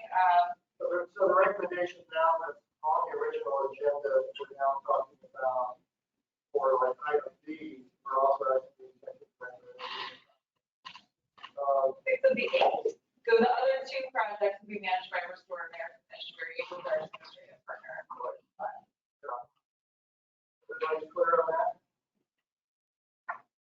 So again, an action item, I think we can take this one giant package here. So item A is your first table one. Recommended projects and budgets for 2022 T-Bird award. Item B is authorizing the executive director to enter into the contract for 6 of 8 recommended projects as via chief system. And then item C is authorizing the executive director to amend scope and budget up to $25,000 with contracts with additional funds become available if there are information about that. I just have a few questions. Would it be appropriate to ask those now, or Sure. or after the motion? Just want to understand a little bit more about the Nike project. I noticed that wasn't on the original agenda for approval, and now it's on the revised agenda. The Pine Key was included in the, Oh, I didn't see that. It's not recommended. Nike is not yeah, recommended. Pine Key. Oh, it's not, still not. Still not recommended. Questions? I'm good, thank you. Okay. No, those projects at the bottom, you'll see, we discussed a little Bayou Creek Restoration Project. We're not recommending that for T-Bird funding, but we are recommending that we fund that project through the Bipartisan Infrastructure Law Funds. And then there are 3 projects that we're not recommending for funding. That's the Booker Creek Baseline Data Collection Project, the Creek Bay Waterway Cleanup Project, which is to install more water goats and a lot of staff time associated with that. And then there's the Pine Key Restoration. And those are all not recommended for funding. Just for my information or information about the Nike project, what were the main reasons for not approving funding? The main concern was that the applicant was not an eligible entity. It was a private company that submitted. In the request for additional information, we did ask if the nonprofit that they were partnering with would be willing to apply on their behalf and have the private entity be a partner. They did indicate that that was the case. However, there were additional concerns that the reviewers came up with in their looking at the proposal. Things like whether or not there were questions about public access. We know that they were committed to having a conservation easement over the property. There were questions about permittability and expertise, whether or not they would be able to do work with the necessary permits. And then there were general questions and concerns about the longevity of such a project, whether or not it would be effective given its proximity to the channel and how much erosion is likely to continue. Thank you. Just one question on the brief one. You said, if you could provide the contact information for the drug and also on the last one, you could probably look at that as the. Sure, it's Jim Ivey, I'll send you the information. Yep, you're welcome. And that project, I think the reviewers, there were things that they liked about that project. There were some concerns that it was primarily data collection, and that in and of itself is not usually something that's very competitive in this fund. And they didn't have specific partners identified with the city, which makes the application of any of the findings from the data collection in terms of like what one can do for a project to use that information. That wasn't clear. So those were some of the comments that the reviewers had there. Yeah, we'll have to follow up.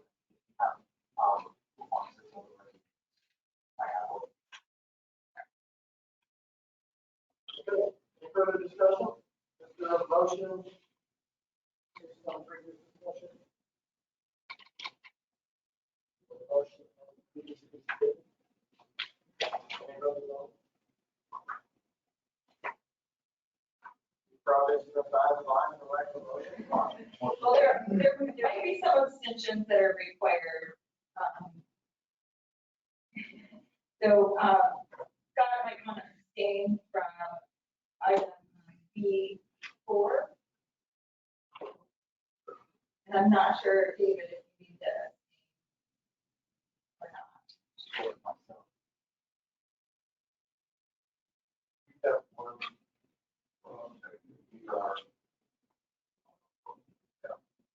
I think that's the agreement, the structure, there's like the Water Creek area. So David Clifford needs to abstain from item P5. And then because this recommendation isn't formally making the bill funding recommendation, I'm not sure which one you think. So you would be abstaining from item A with the full table. Okay, and we also have, we refuse to stop for a lot of excuse yourself from reviewing and commenting on, the state of the title.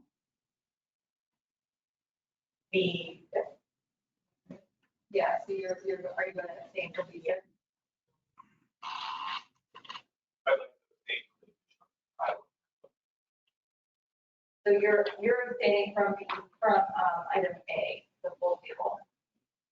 You guys get this? just to take some back on the project.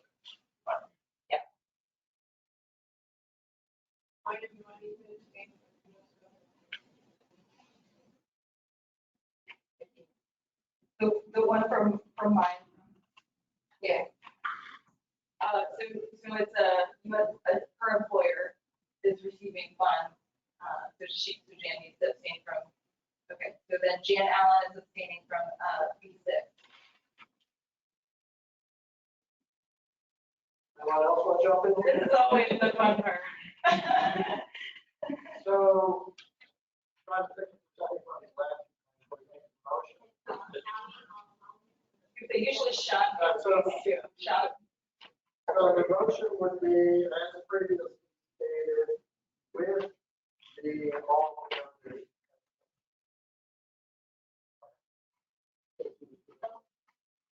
Motion with a second.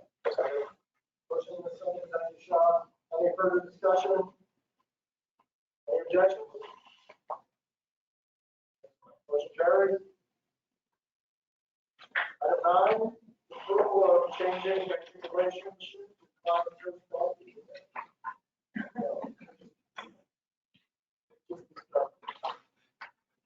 So this is follow-up to the conversation from the first bank.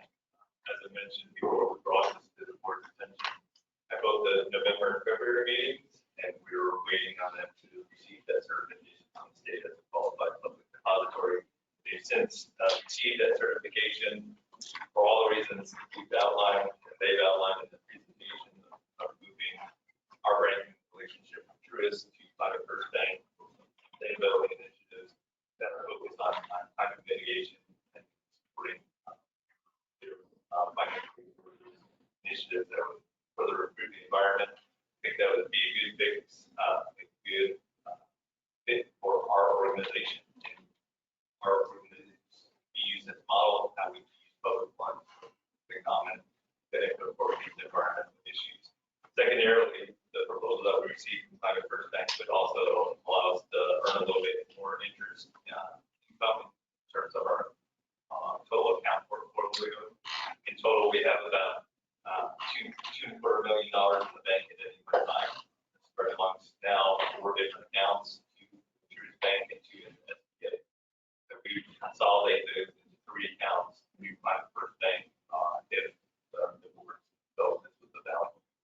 I'd be happy to answer any other questions. No one belabor the point. Like I said, we brought this past couple meetings that we're finally ready to move forward with this transition. Any questions or comments you're in? All right, this is an action item also, approving the action is to authorize the executive director to initiate a banking relationship migration from Central Truist to Private First Bank. Is there a motion? So move. Got a motion on the floor, is there a second? Motion second. Any further discussion? Any objection? Motion carries. You have through the action item. Item 10, executive director is This is a follow-up to conversation I had earlier in terms of our overall staffing and budget related to salary range. So bringing it to board attention, unfortunately, we did have a staff resignation in early March. We're extremely short-handed as it stands right now. But some complicating factors in terms of hiring on new staff. Our goal, my goal, has been through the ministry program is to bring aboard an additional office assistant to help us out with some of our program management activities. And in doing so, we're reorganizing a lot of our staff duties as this now. We're currently at a staff of 6, all of the tables in front of y'all. And, we're still getting a lot done, but we are managing a lot of different projects and additional expertise that we need to bring forward. So as I mentioned, we're reorganizing in terms of the admin focus within the organization, bringing on office assistant that can help out with that. Doing so, Jessica has been moved to manage more of our Tampa Bay Department of Restoration Fund grant program, also assisting with that transition to office assistant. The big gap that we have right now is the position that was vacated by Dr. Gary Ralston. Heavily relying on sort of our monitoring activities with some of the restoration projects that we have. We start funding cheaper. So we need to bring on a restoration ecologist. So those are my first 2 target hires for this fiscal year. In programming additional funding for our operations in the work plan that you all just approved. I'm also trying to bring forward social research scientists in the new fiscal year that will complement some of our technical team and also work on more of the human dimension and focus that we are now sort of steering toward a strategic plan. Not only doing good work in terms of integrating the science, but also bringing in community perspectives so that further shape hopefully involve the community a whole lot more in our restoration activities. So that's sort of the staffing plan right now. Our reorganization is still going to be in transition probably over the next couple of years as we bring forward the new staff members and kind of figure out where our existing staff skills set is confident in our overall mission. So we'll continue to evolve as a program, still trying to be fleet and be responsive to all of our partners as much as possible in this transition period, but please bear with us until we are up to full strength, hopefully in next year with having 9 people on staff. Sort of the delay in terms of bringing on those new staff, as I mentioned in our budget, was a correction that we had to make as a program. 3 of our newest staff were never properly signed up for the Florida retirement system. That came to our attention mainly through going through our payroll service provider, identifying contribution for not being billed. We billed for 3 of our new staff. We alerted our retirement system at that point, worked with our auditor, our accounting service provider, as well as payroll service provider, quickly try to rectify the situation. Doing so, we had to make all those contributions from employees from both the employee side as well as the employer side. And that potentially caused some hardship for our employees. So we provided them an option to repay the employee share of those makeup contributions back. So we had to pay all those up front in early April. And that significantly impacted our own enrollment for selling information. And so further delay of bringing on new staff. So working through all that, I think we were at a point where we resolved that the 3 new employees are getting their proper service credit, their contributions are properly being withheld to their paychecks as it stands right now. 2 of those employees that were impacted are in the program for the share. It's definitely something I did not want to have impact our employees. It's certainly something programmatically, operational wise, something that I bring we're not delayed to bring this news to you, but I want to say that we are moving forward, and as we bring on new employees, it's not going to happen yet. I think we understood where the breakdown in communication was between our management and our accounting service provider in terms of getting staff properly enrolled in the Florida retirement system. Moving forward, this is not going to be an issue, but I'd be happy to answer any questions you have on those specific items. Like I said, it's been a trying couple of weeks to kind of deal with that, but I think we're through it and dealing with it appropriately so that. Questions or comments? And I think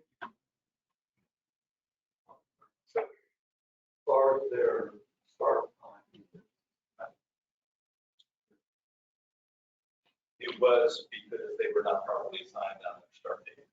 Yes, it's rectified that. So they're receiving the tolls for reference.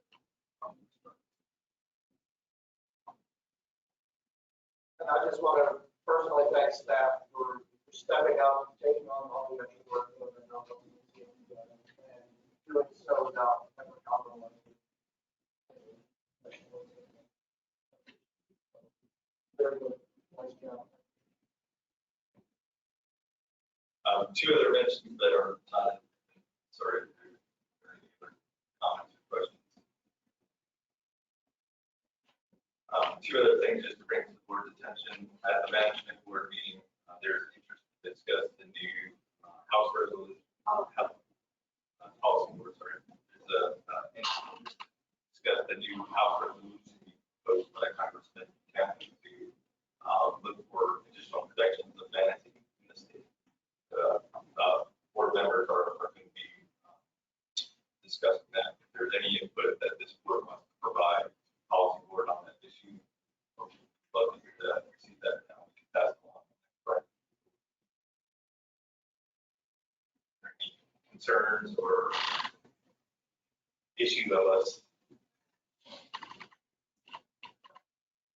as a program, or supporting it?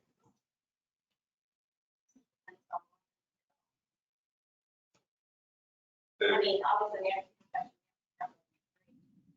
I don't know what they're going to be authorizing. I mean, I just continue to have an overarching concern that the focus is on meeting them, lettuce, instead of addressing the actual cause of the loss of habitat. And so I would like whatever bill comes out of that to be more realistic, that it's looking at everything, not just growing.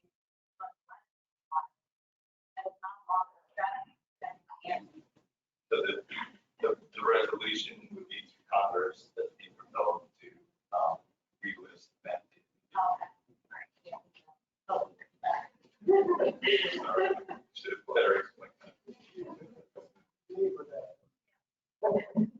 I'm sorry, I'm just frustrated with that.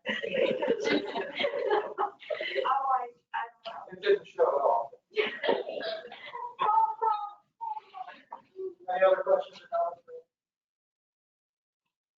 Another item that's going to be brought to the attention of the policy board is a concept of taking a regional approach to stormwater control. There's some interest in implementing additional data logs, other treatment, stormwater treatment at a regional level. If there's any comments that the management board wants to pass on the policy board on that front, bring that.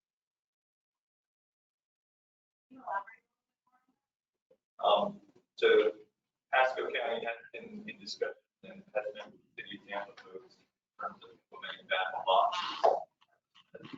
Stormwater control that prevent additional nutrient inputs, trash, or waterways. One of the commissioners is very interested in approaching this from a regional perspective, which is starting a program to further implement those stormwater controls throughout the Tampa Bay watershed. That's part of the discussion they wanted to have at the policy board. Well, I guess, my first point would be that, there's a lot of research on that plus, and the new production is really not, they are not very effective at that. Solids, they can be effective at solids, but it's all dependent on maintenance. So, and the research tends to show that they're not maintained frequently enough. So, I would suggest that, maybe, kind of, diving into the available science on it, as to, spray bowl, are there, what is the best way to get installing baffle boxes everywhere is generally going to, they're very expensive and maintenance intensive. And so what's the biggest thing about, how do we,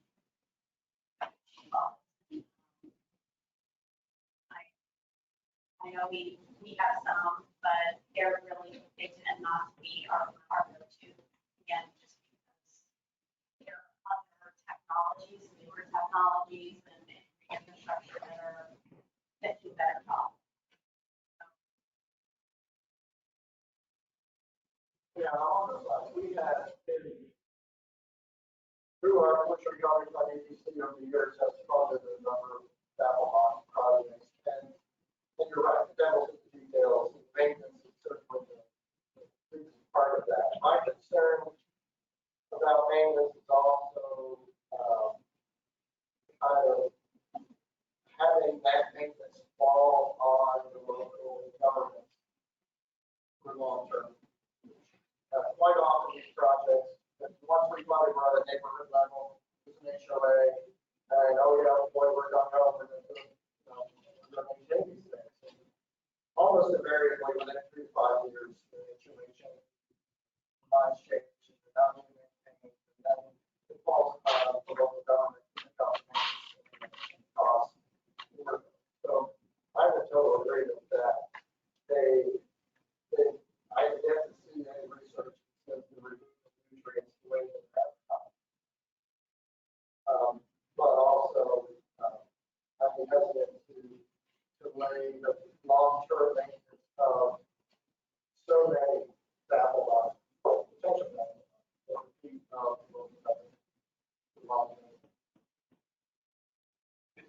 The concept that's being proposed is actually seeking restore funds to support this. Whether or not there's no developed partners go that route. Only the restore funds are limited in that we can only use a certain percentage for infrastructure anyway. We can't just,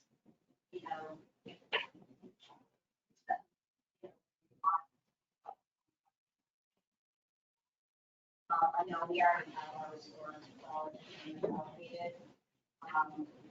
So I don't know if we talked about different restore, talking about top 1, top 3. Up to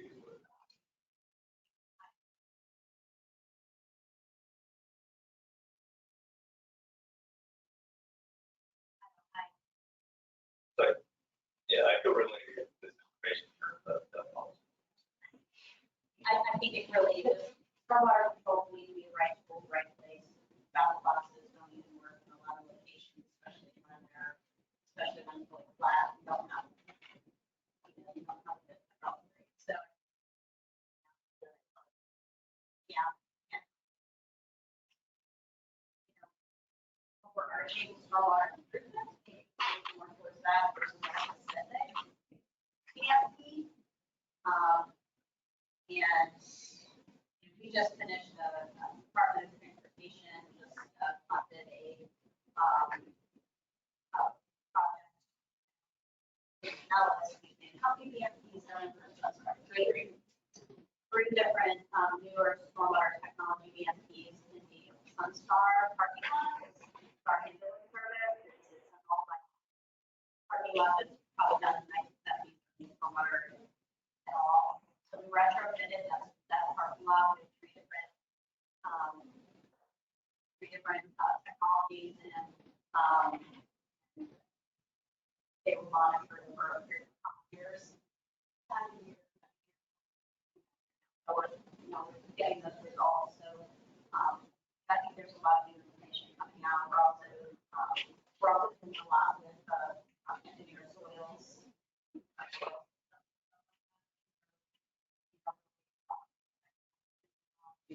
So maybe a focus on stormwater, but not specific.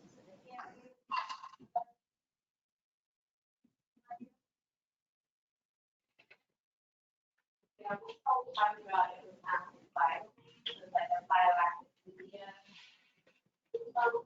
like that political type thing, modular wetland, and then traditional rainforest. But you have this media that filters out your, and it's made to be put in like media or parking lot or something. So instead of a back block, they come to this media that would actually filter out.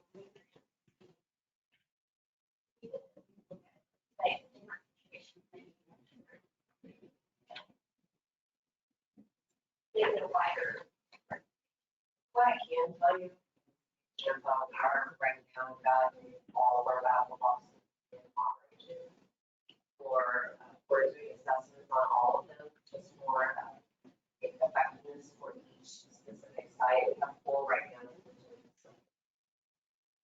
Safety for water quality nutrient reduction as well as 7 we're calculating as well as part of that. Studies on working on 4, 45. And we are building a twin staff right in the river. 7 So there is a lot of studies going on right now in our region, but as far as the overall Tampa Bay, as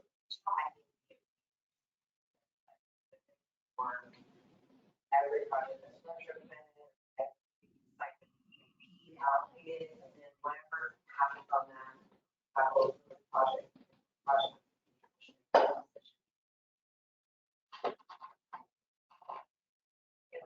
If it works for that site, then maybe choose those. I think the site is, I think, not.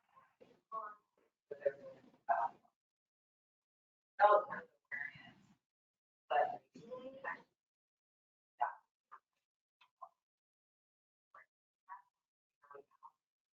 gave us one site really what they're at.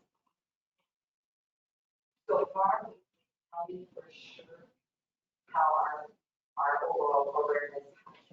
We started this in 2003. Our great foundation.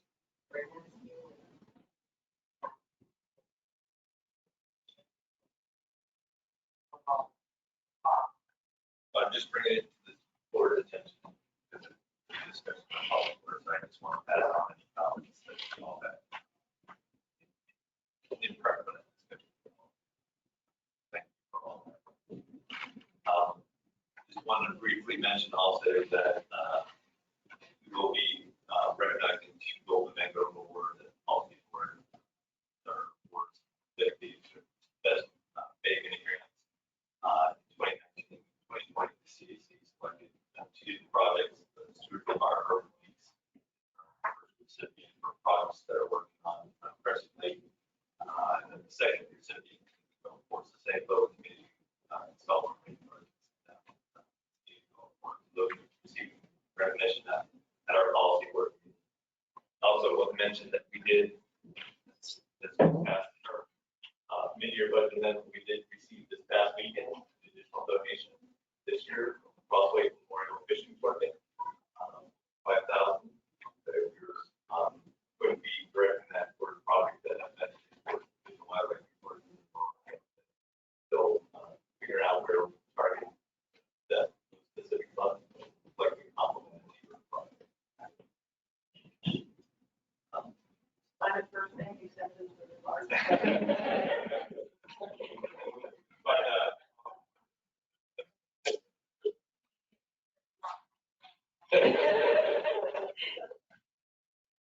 and last but not least, for executive director reports, I did want to recognize Mr. Tom Ash, our longstanding management board chair, for his years of service to the region and everything he's done in terms of improving environmental quality, water quality of the Tampa Bay region.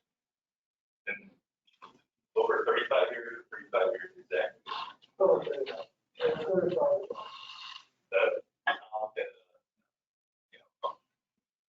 great public servant. I had the pleasure of working with him at the Department of Protection Division, the Department of Research Division. Learned a lot during that time, all the work he was doing, artificial reef improvements in the region. In his new role, overseeing a lot of the water quality monitoring collection that has been instrumental for our understanding of Tampa Bay's improving condition. That long-term monitoring has been something that is a legacy of the Tampa Bay area. His continued oversight of that instrumental for our region in terms of continue to make strides in improving And you already know it's coming, but we did recognize it. Environmental Protection Commission from Bill County meeting yesterday. So we do have a formal proclamation with several whereas that recognize his years of service, overseeing processing 58,000 water quality samples, 5,300 septic samples, deployment of 42,000 tons of material for our facilities that cover about 125 acres within the Tampa Bay estuary. Responding to over 15,000 citizen complaints.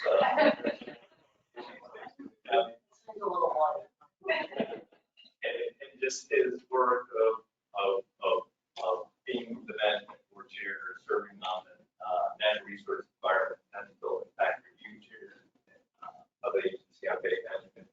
Just his overall levity that he brings to a lot of these lofty discussions we've had as a region, and his humor. Very much appreciate that throughout the years. I'll leave it to additional members of the management board to say some few words, but we did want to recognize you. You have a great time.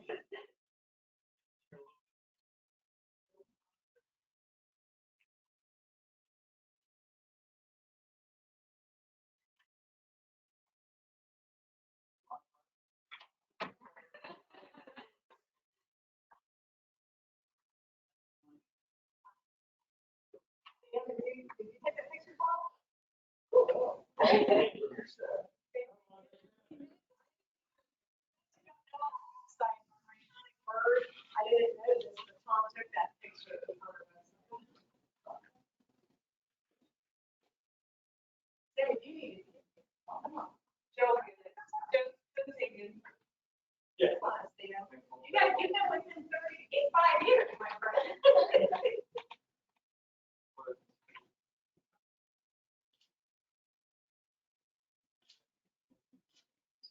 Thank you, Lynn. I think you did take that picture, Tom.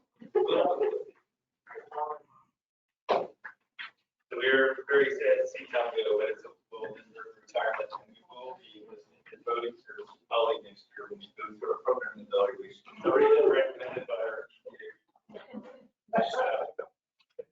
You'll be around and contributing. Right. I appreciate it. Thank you, Felicia. I got you covered. Yeah, thank you. It's been an honor. In the words of Rob Brown, I think I'll just say, let's move on.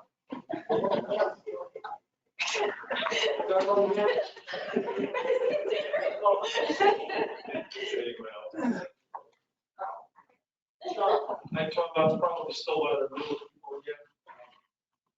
It's probably 7 years, January. I remember the first time I walked through that door, we were at TW.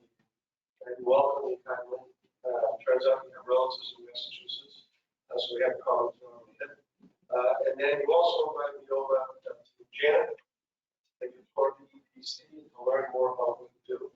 And I'll never forget that. I just appreciate it. It was a new dialogue and welcome. I just appreciate it. So I wish I could have Thank you. Well, I just want to say thank you to Tom because you've been a great friend and a mentor. And when I started working for the Regional Planning Council and took over the agency on bay management, I don't know if you guys have ever been to those meetings, but the Natural Resource Environmental Impact Review Committee in particular can be quite lively sometimes. And there's nobody that I would have rather had by my side shepherding those conversations along. And it's just been a pleasure to work with you, and I hope you have so much fun. Thank you. And there's one meeting in particular that I knew immediately we would like to just catch me later. Certainly not going to put that on. thank you all so much. I appreciate it. And again, it's been an honor serving with you. It's been a terrible burden. Every time I come to this room, I'm just kind of room. But it is an honor to serve with this partner.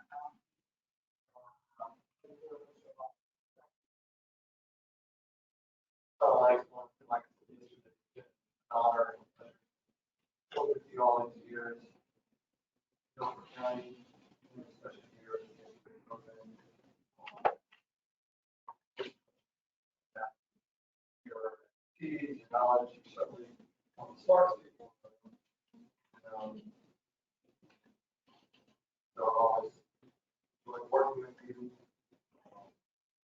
Well deserved time and very so I'll just work with you, especially. So I suggest that you start the. Thanks, Fox. Thank you. One, I second that. I will this is this one. I worked with David and I was in a situation where our monitoring is done through their agency and not our agency, unlike the rest of the state. I can regard it as a monitoring program. We collaborate with savings.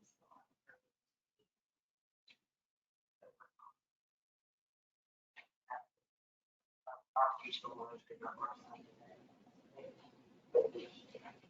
We've always appreciated the partnership. There's, I mean, between Dallas, Hillsborough, and Manatee, you know, don't know anywhere in the state of groups that work as well together.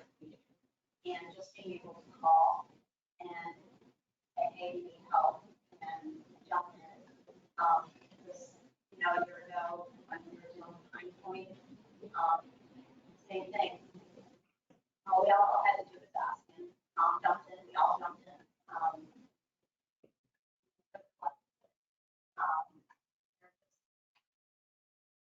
Professionally, there are very few partnerships like this where we can just ask. I appreciate it greatly. I get the benefit of Tom's a Pinellas County resident, so I'm sure when he's he is our eyes in the south part of the county, and if there are issues, secret fix.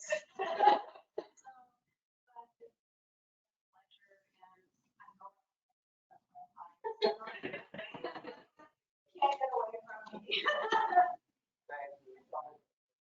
There's probably been some sort of organizational thing. Brought in the moderator and he said, I can't believe that he was the veteran of the water board. He said, I can't believe he comes to Florida. Here's Dallas County, state record. Joking, it's fine. It came along. The church is to keep it going. Well, thank you all so much. And now we can move on. Where the hell are we? I don't know. So the technical advisory report is on page 19 of your packet. I'm not going to go over anything in great detail. You'll note that we have more technical reports. We also have a peer-reviewed publication that's come out with regards to all the work. There's the open science products that continue to amaze me and just really learn this is just taking the program to the level as well. So if you have any questions about my work, we're all here to answer. I mean, Maya and myself to answer. Or again, just encouraging people to attend. I keep bringing up succession, and here in Thomas meeting, and you know we need to keep building our membership and keep mentoring our those coming after us to become active in the technical advisory committee. That's kind of the I guess the growth ground for folks who are sitting here and help sure you're, you're helping us bring those folks. Questions or comments from Kelly?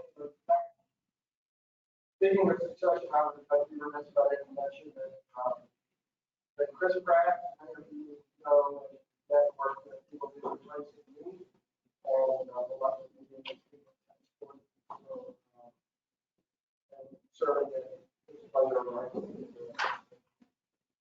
Thank you for that, Jeff.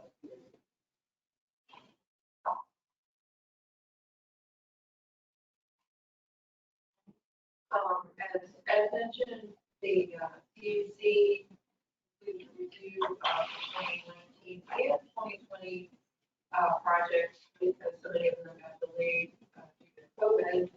And just say a little bit about the two award winners. The Golden Manor Award to the Present Lake, the stewards of our urban lakes. It's really great that they are recognizing that award.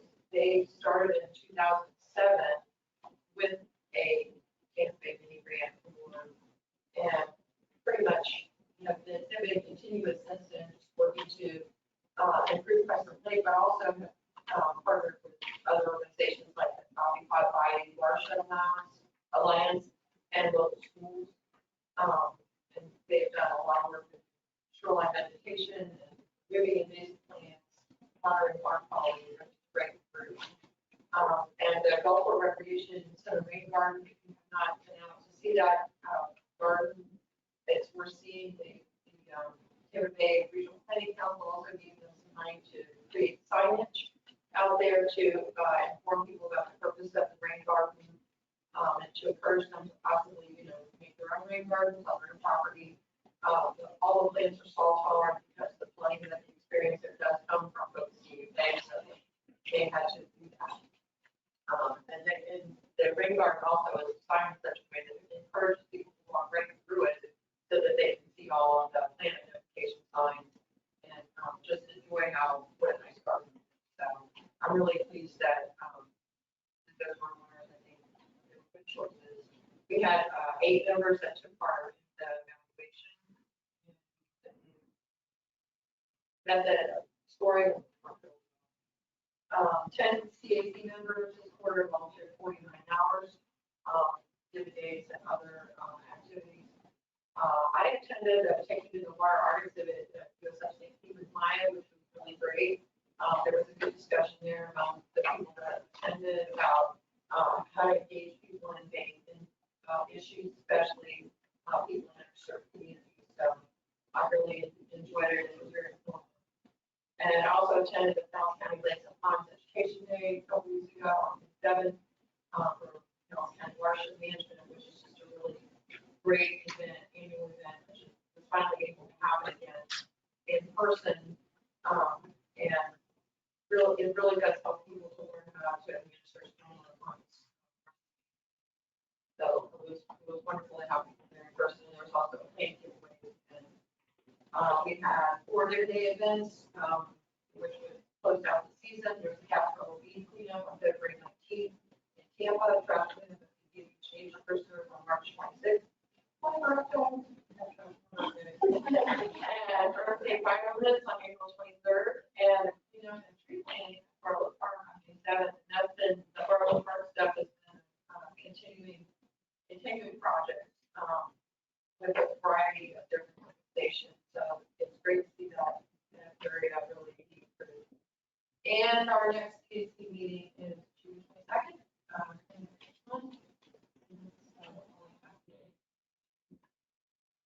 It's been great to be able to get back out in the community. There's a ton of events that we participated in. We continue to get a lot of earned media coverage with the press too. So thanks to all the staff. Thank you, John. Item 13. This is I'm tired this morning, but I'm just going to briefly go through, give a recap of their scientific information.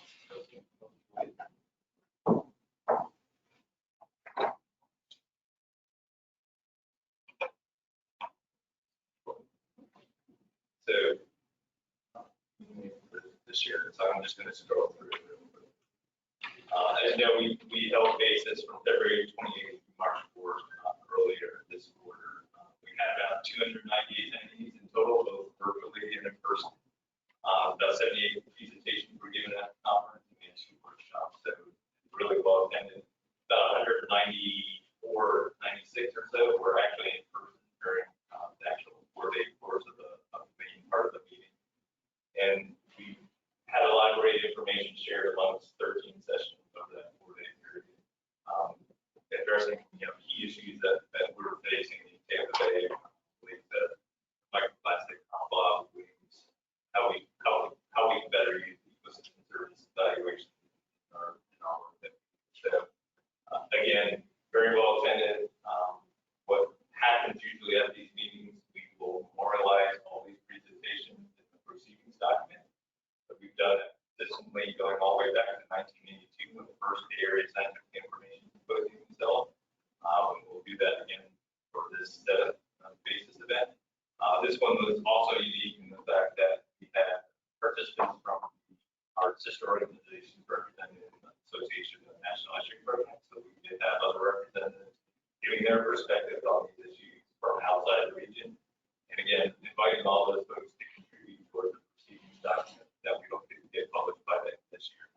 If you were a presenter and have not submitted your proceedings document, please do so by June 30th. That is when the ball is going to come and when we can start working with vendors to get all those articles published.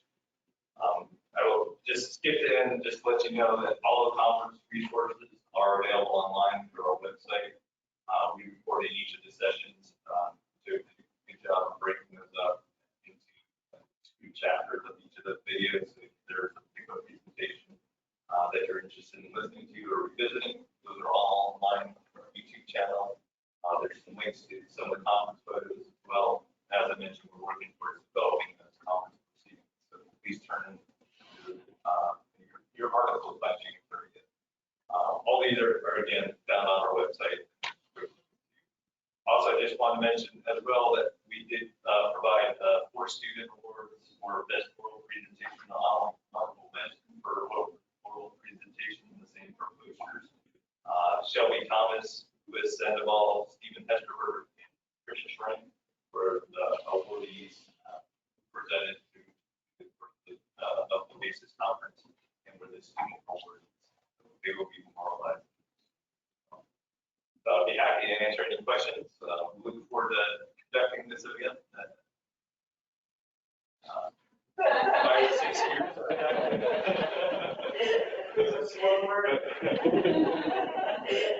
This one was a little bit challenging in terms of the hybrid fashion that we had to conduct with COVID concerns, sort of ramping down during that time period. But we persevered as a staff. Unfortunately, one staff was not through the season. But we did persevere, and I think overall we've gotten some pretty good feedback overall. Program that was developed across the system. So I'll stop there. If you guys have any other questions on that, please feel free to reach out to us. I just did it 10.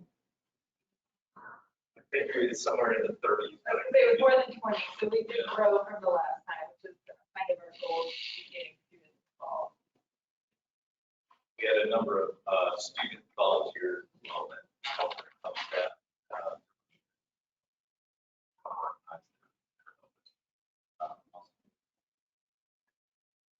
Yeah, I will say, I said it in the room then, I'll say it again today. I thought,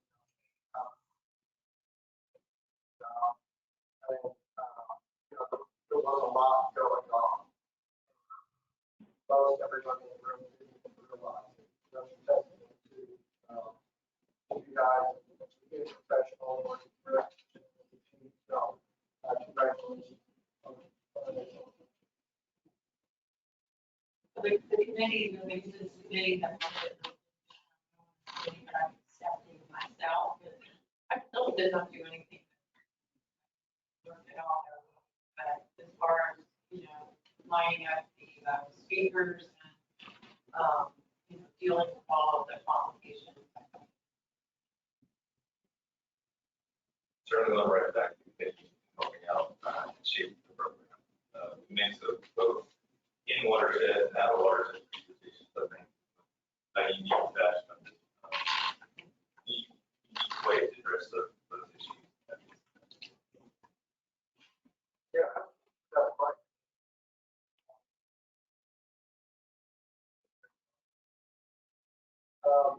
Final item on the agenda is item 14. So in the packet, you'll see that we have the screenshot of the dashboard for all of our project management systems. You can visit that. It's also a clickable link, and you can dive deeper into individual projects, status updates, how far they are progressing. We provide that information to you because we manage a whole bunch of projects, some working with you and some just in the watershed on your behalf. So if you'd like to know more about this, you can find that information. Marcus is branching out from biological data. I had that idea. This is the software that we use that Marcus didn't develop. It isn't open source, but maybe one day. Well, we have gotten to tap into that database now for some of the state of the day reporting, which is exciting. Well, that's- All right, that's it for the agenda. The next manager board meeting is August 12th, 2022. In this room, we will have the pleasure of the new manager board chair. She is going to be available. All right, no further comments? Meeting adjourned.